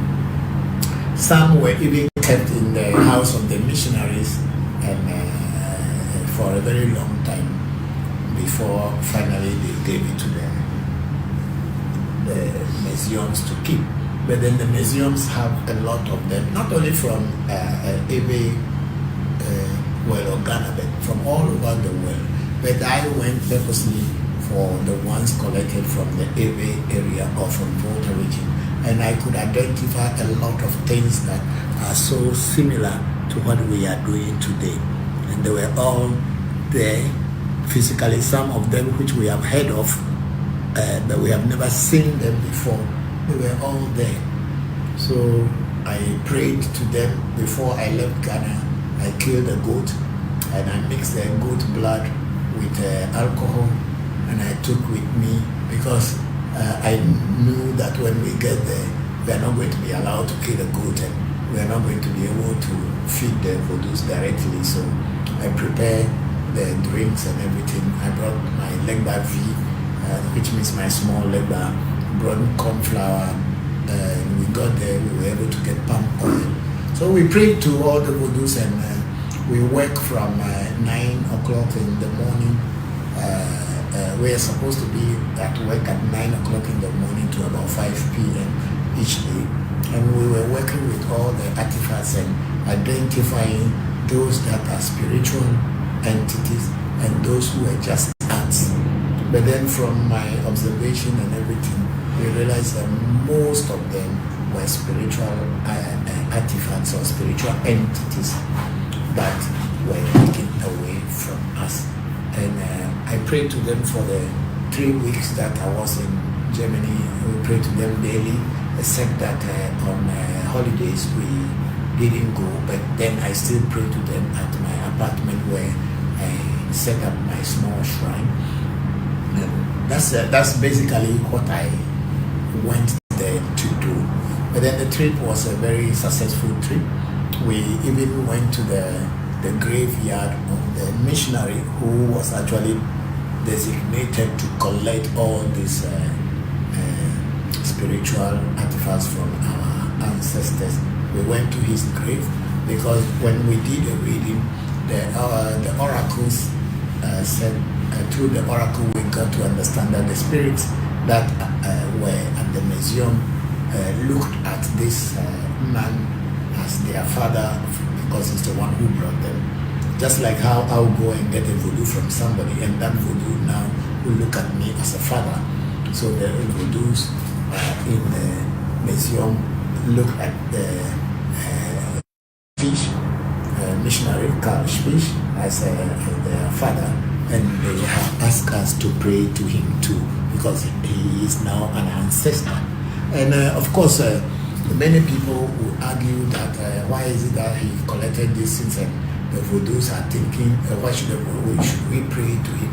But the truth about the whole thing is, if he had not kept all these things or had not taken these things and kept in the museums in Europe, we wouldn't have seen them again. Some other missionaries could have burnt them into ashes, saying that they were devilish, evil things. But here they kept them, and we are now coming to see them. Those that we have heard that we have never seen them before are there, were there, some of them were there. And we can now find a way to reconnect with our past, either by trying to create new voodoos alongside what was kept there. So for me, he was a good person and a bad person at the same time. Bad in the sense that he deceived our people to leave their joker. Good in the sense that the items that were collected were not destroyed, and they are still at the German museum in the Obersee museum. So any of you, whenever you go to Germany, in Bremen, northern Germany, in Bremen, you can go to the museum and have a look at this thing. And then I wasn't there alone. I was there with professors from the University of Togo, Lomé. I was also with some professors from the University of Allied Sciences, Health and Allied Sciences in the Volta region, and then professors from anthropological and history department of archaeological department of University of Ghana, Legon, and also from the film and industry department of art and industry department of University of Ghana, Legon. So we were so many of us, and all were very professional. And then I myself and power off.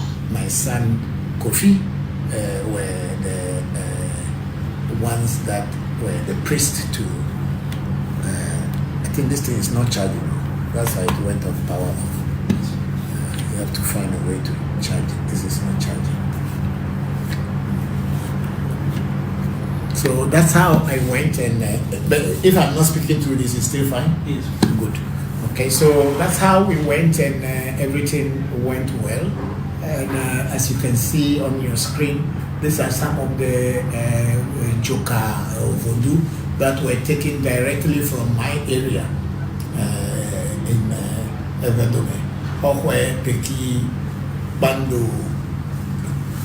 Of course, some were from Tove, Mission Tove, and all the other things in Anula, Elia, Keta, Jerokope, and all these areas. So these are the things. So please have a look at this again. This was the work that I went to do. And you may hear me saying and telling and teaching people about these voodoos? Thank you very much, Luna, for that very beautiful question.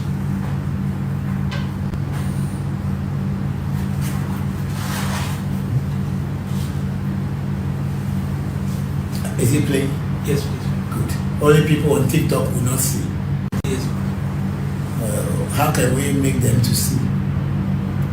We'll upload the video later. What you can also do is that the camera from here, the European used to tell our people, you know, this. Die Europäer dieser Tür warten viele neue Erkenntnisse. Denn wirklich geschulte Augen betrachten die Ausstellungsstücke der Afrika-Sammlung. Vor über 100 Jahren brachte der Missionar Karl Spieß die hochspirituellen Gegenstände aus Ghana und Togo nach Bremen, brauchte sie von den Einheimischen.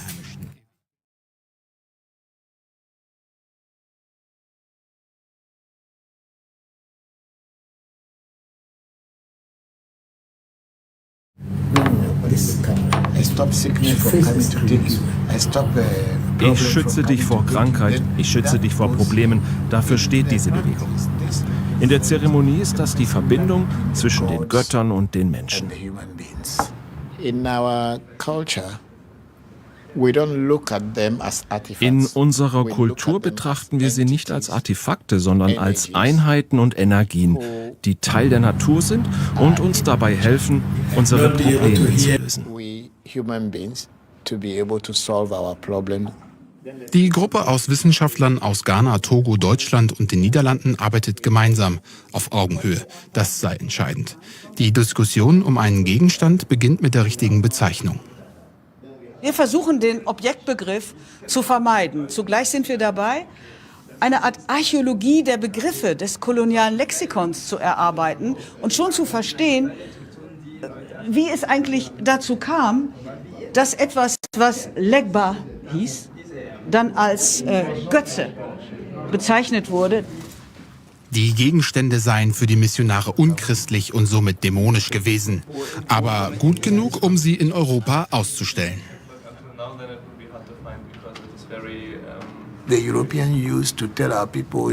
Die Europäer haben unseren Leuten erzählt, diese Dinge sind nicht gut, wir haben bessere für euch. Es ist nicht so, dass unsere Vorfahren dumme Menschen waren. Sie wurden ausgetrickst, um an die Gegenstände zu gelangen.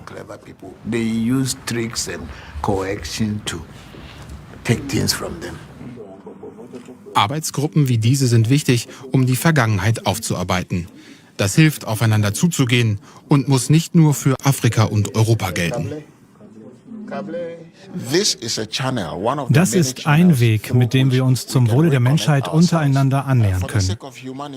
Solche Sammlungen zu untersuchen und zu verstehen, was sie wirklich bedeuten, kann viele Möglichkeiten eröffnen, zusammenzuarbeiten und zu lernen, um wertzuschätzen, wer wir sind.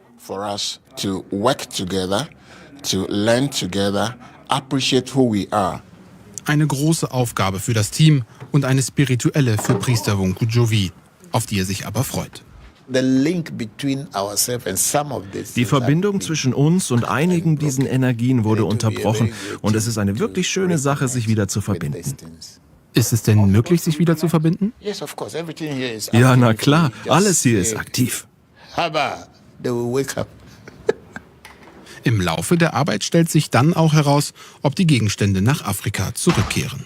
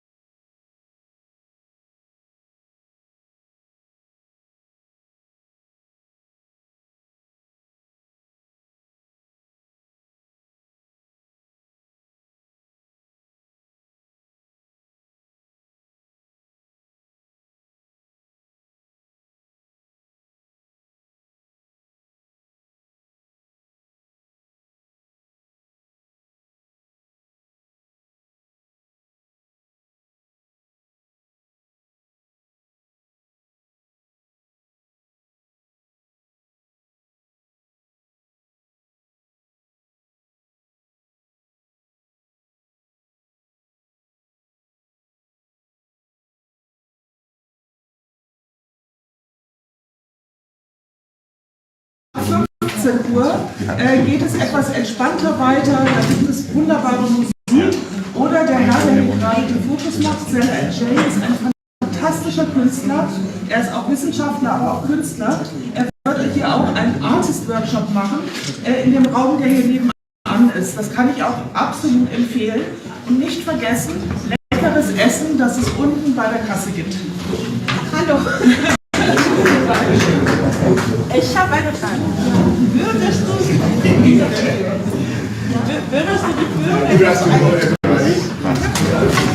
eine Zwischenzeit mit Anwalt, können wir noch drüber sprechen? Ja.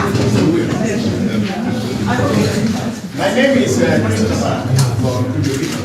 I'm from the Bokor region of Ghana, precisely from Bokor and British Togo. Yes.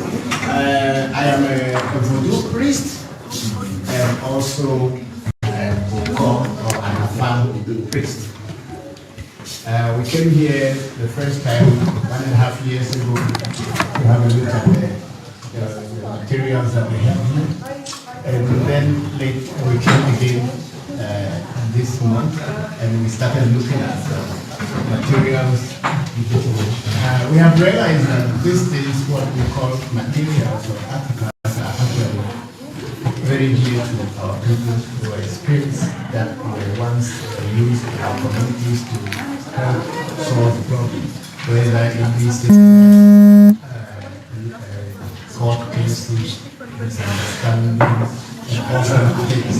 And then they have been here, as Professor Bokor had already said, they've been here for over 100 years. But could you please speak louder? We don't hear. Oh, I have to shout, okay? I'm a person, I don't speak very loud. Closer. Okay? I don't speak that loud. That's my voice. Okay, can we close the door and somebody will hear? Or you can push this one into the door and then talk.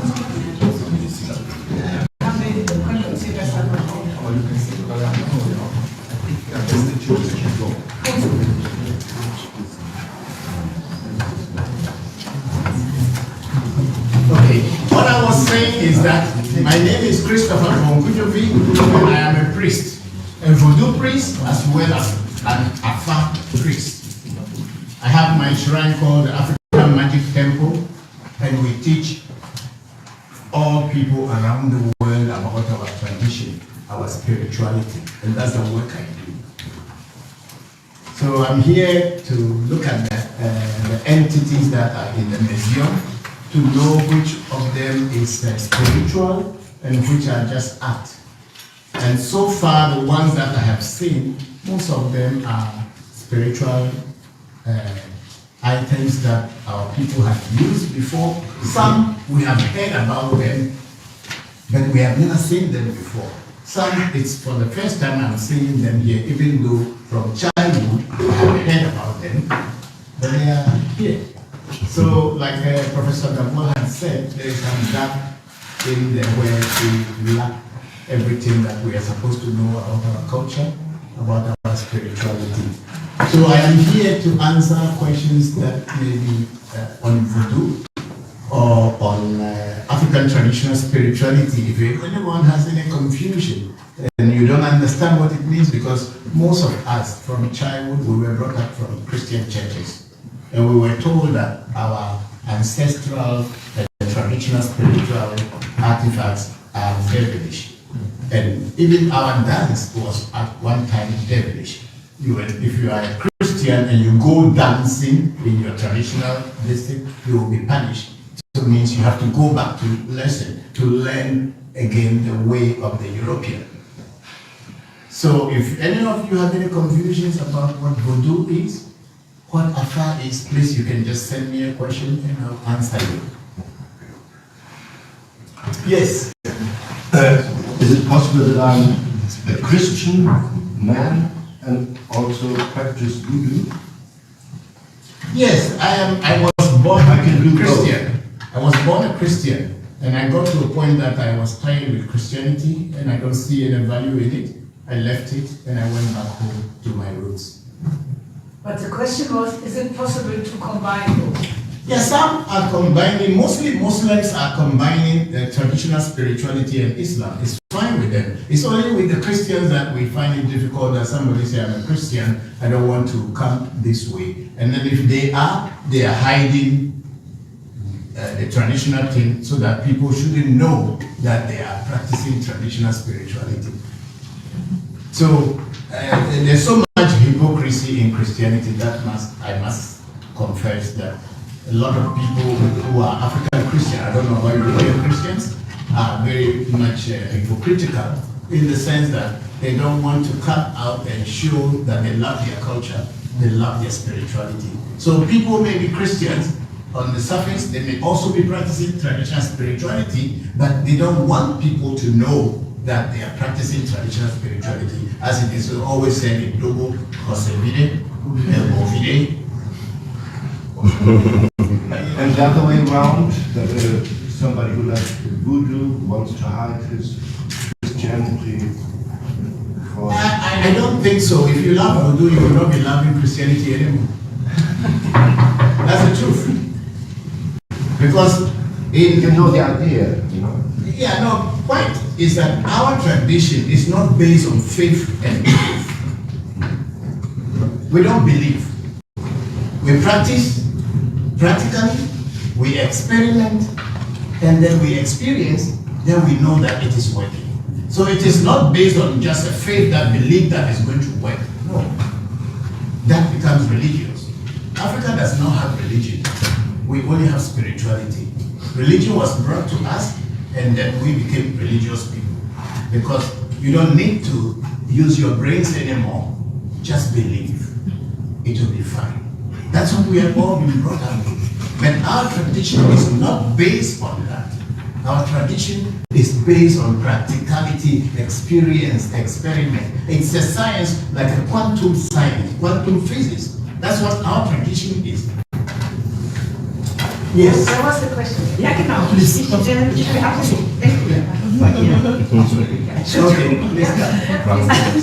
Also ich habe eine Frage zu dem sogenannten Synkretismus im Islam. Wie kommt das, dass der Islam andere Spiritualität einfach zulässt und das Christentum aber nicht?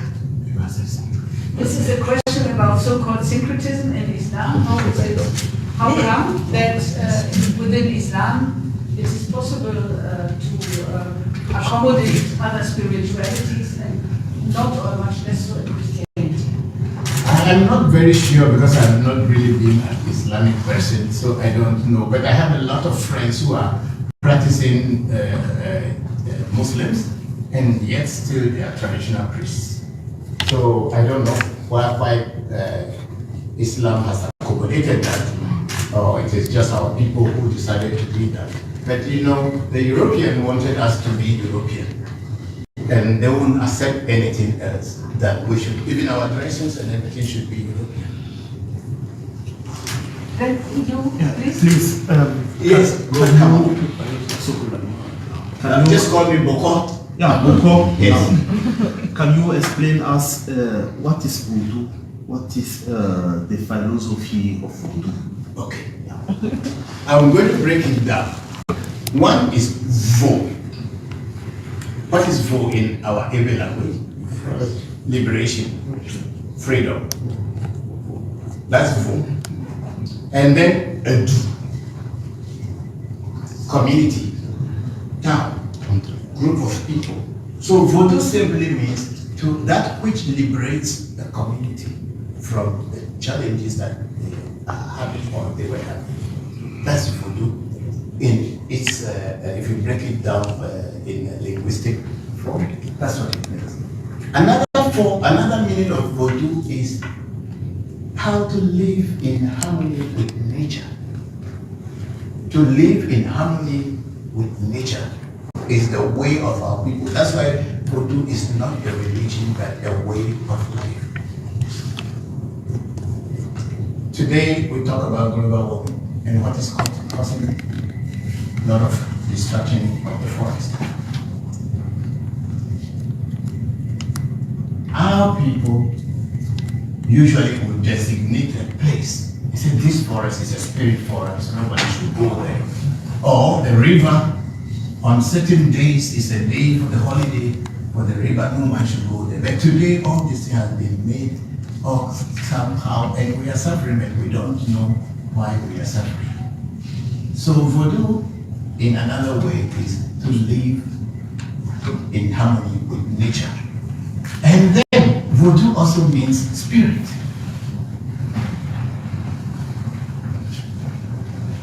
Have I answered your question? Thank you very much. If I want to be initiated, can I? If you want to be initiated into Voodoo, and what is initiation? Initiation means introduction into something. If they introduce you, then you are initiated. So that's all that initiation means. But people have so much mind about it as if initiation is something different. When a person is introduced into a particular discipline, that is called initiation.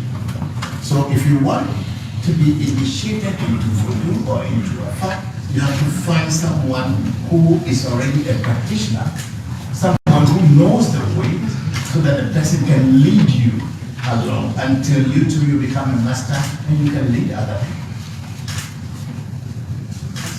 That's the question. Yes, Not a question. The question, but I just want to add something to what you say about Islam. Because I don't know if it's the reason why some more Muslims are open to tradition. I don't know if it's the reason, but it is written somewhere in Quran that Allah has 99 names. Okay. So it could be the reason why Muslims are searching for the other names. So it could be finding people. Yeah, that could also be possible. That is possible. Yeah. But may I just say something as an aside? Of course, in Islam there are different movements. You have the Sufi movements from the Tijaniya, but you also have the Izala movements that are reform movements that seek to purify Islam of culture, and they are very much against the mixing and so on. We see this unfold in the Sahel area. So I think it's important to see that there are also similarities between a very harsh stance towards culture and indigenous traditions from the part of certain strands within Islam and Christianity. That's why I always say that religion is a man-made thing. And even to the point that God was created by man, not man who created, not God who created man, but man created God.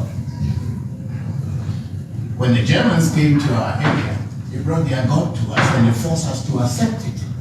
And they want us to be like the Germans, or at least in the way to worship with us. And when the Muslims or the Islam, Arabs came, they brought their God according to their culture. And they enforced that on us. So it is human being who has created God, not God who created man. And in our culture, we see nature as God. Everything in nature as God. So that's why in our culture we don't have a figure that is above the clouds that we are hoping to go to as going to heaven. We see God in everything in nature, and then the science of knowing how to combine things in nature becomes what people call Voodoo.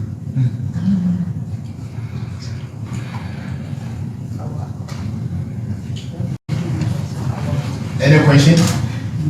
Yes. Would you say that returning all these items would simply be a way of healing? Once you have them back, these items, you would probably work with them and perhaps heal and resolve something that they have, that has attached to them as well, all this violence and all this sadness and whatever. So Yes, it's truly that when these items return to our areas of where they were taken from, and I think they were actually taken from our areas. Professor, so most of them were from our areas. If they return to our area, it will be a source of healing. But most of our people have become Christians. And they are still afraid of these items, entities, spirits that were once their ancestral values and heritage. So for us, before we can even try to bring this back home, we need to prepare the ground for people who will accept them. Now there is a youth are getting into accepting African traditional spirituality, and then they are trying and looking for it in different places. Some are falling prey to scammers and all other things.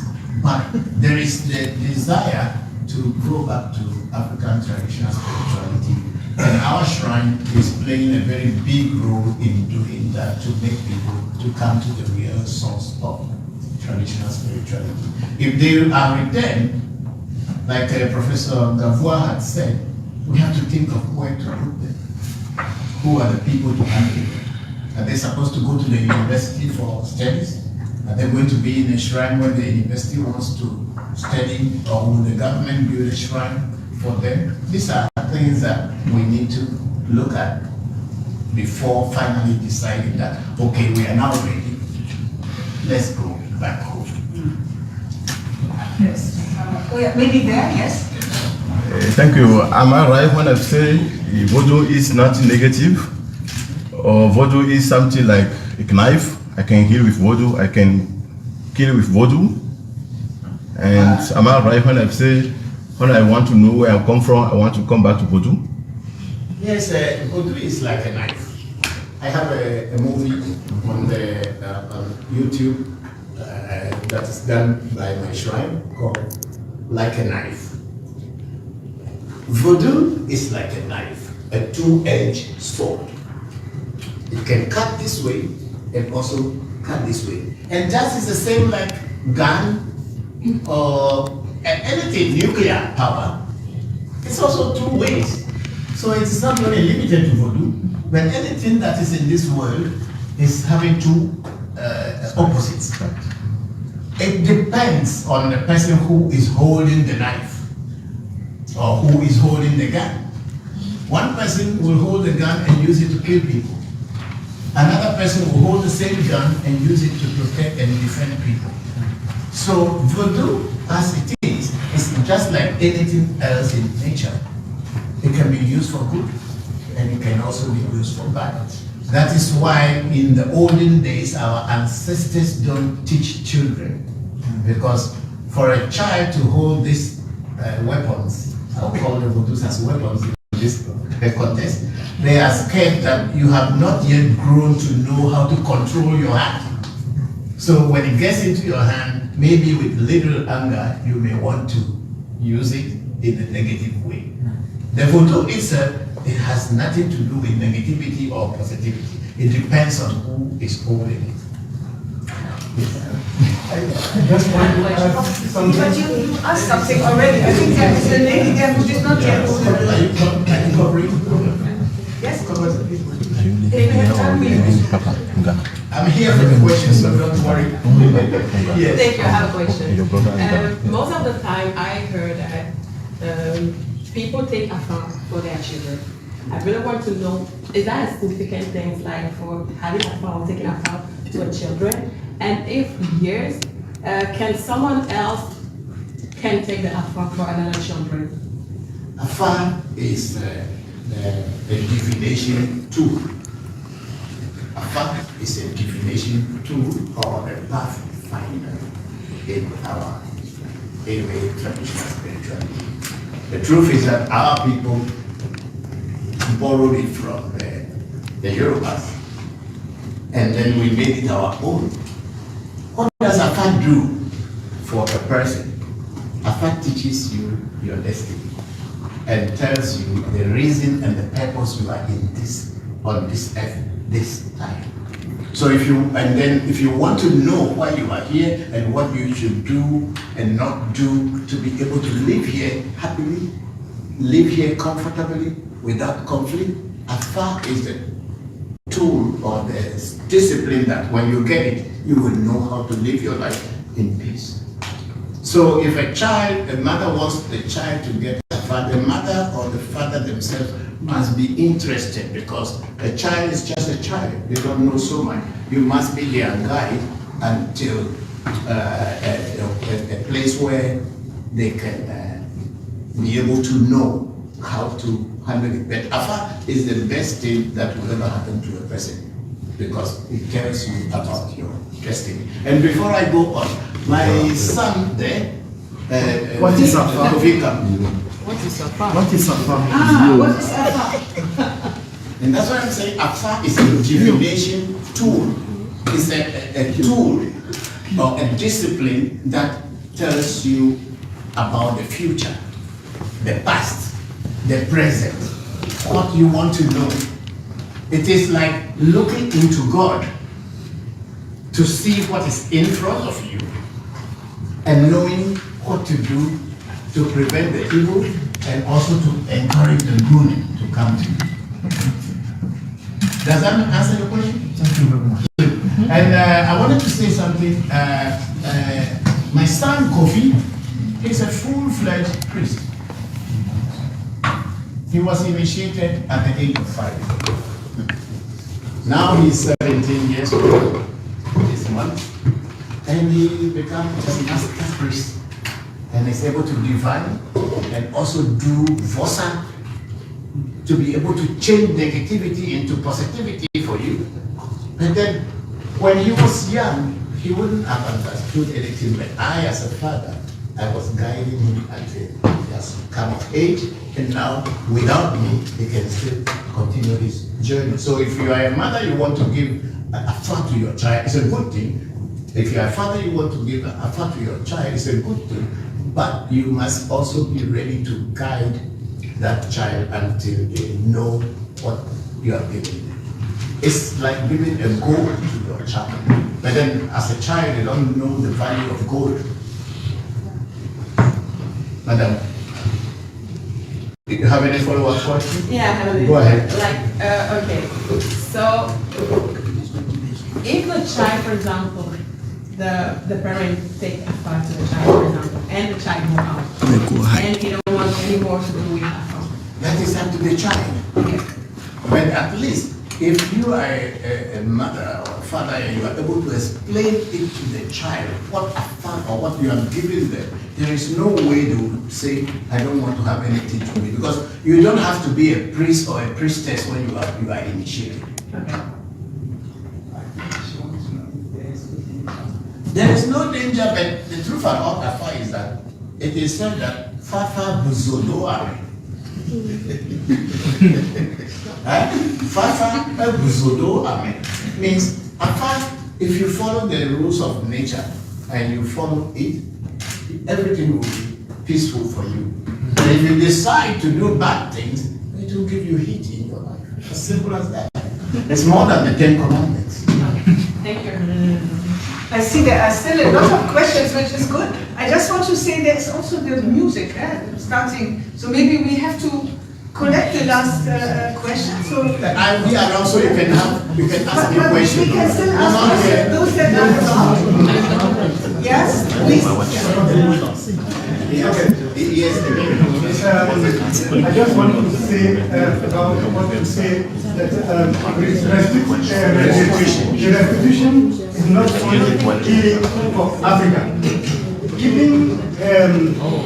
Keeping entities here are on healing for here. Yes, because I just want to say in Paris, as they want to restore for Benin. I can remember there was a priest there who remember our president and remember Macron. That keeping this thing here will cause you more problem, more unhealing, because and remember that if you keep what's sacred for us, like Ogun, keeping in Paris, don't be surprised that what is sacred for you, like Notre Dame, is burning. Yes. So it's of course to say that keeping this thing here is unhealing. It's overdue. Let's say it's overdue. Yes. You know, I just hear that Seda Ajay will have his artist workshop now. So I think, unfortunately, we have to close. May I ask you to just talk to Christopher Voncujovi alone, for otherwise we totally mess up the program. And this is Seda Ajay, famous artist from Ghana. And he has prepared and Seda, the workshop is right here, right? Okay. Yeah. So you can always ask Christopher. Yes, thank you very much, everybody. It's one more question, right? Okay. We have to close. Ist eine Frage, aber erstmal vielen Dank, dass ich aus Ghana, Togo, Professoren hier in Europa, vielen Dank für diese Thematik an Christopher, you hear the question, eh? Yeah, it's Koku is explaining to me. Ist eine Thema für uns ist noch interessant, wie es geht, dass Frau Seiber irgendwann auch ein Seminar dafür, oder Sie können das machen, damit wir über das ganze Thema von Grund an darüber diskutieren. Das werden wir weiter. The proposal is to do a seminar with the people from the Togo Verein to talk about restitution and this whole process in a seminar. And you also invited me to it. I will pass it on to Silke. I think it's a very good idea. Thank you. Also ich habe nur eine Frage. Ich möchte auch die Frage ich möchte nur wissen, ob es dann diese Qualität nur Kräfte Professor. auch eine das spielt auch eine Rolle. Der Assistent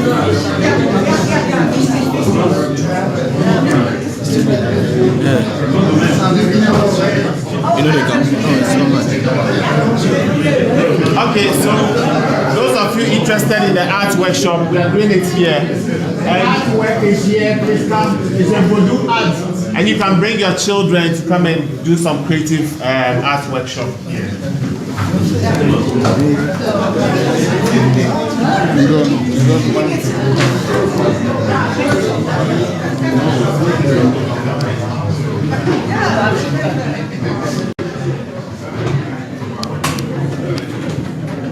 Nicely set up, thank you so much. And you have to see who is working and who's talking, and make sure that pull your white shirt into. No earphones were made up. Yeah. Okay. Do we have them? So, you experiment something? Or? Yes, we're going to do some. I haven't checked the size. There are children and adults to do that if you want, or put it the other way around, like that. Okay. Alright. I think I'll be fine without This is it doesn't yes, matter. This would be nice to have a splash on it. Here's the paper you wanted. Here's the stripes. The mask. And you over to you. Haha, whatever happens. These are the gloves. I don't know if I was checking. I don't know if you need more water. And this is Fusela, one of our best artists from Ghana. Yeah. And thank you guys for sending your comments. We saw them, just that we couldn't speak because of the seminar. But no, make them see. But yeah, it's ongoing over here in the museum in Bremen, and we have a lot of Africans and Europeans who are interested in having interesting conversations about this matter.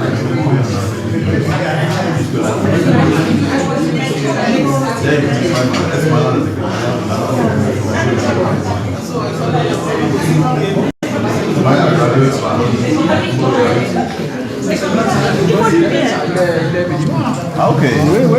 Mais on se connaît depuis.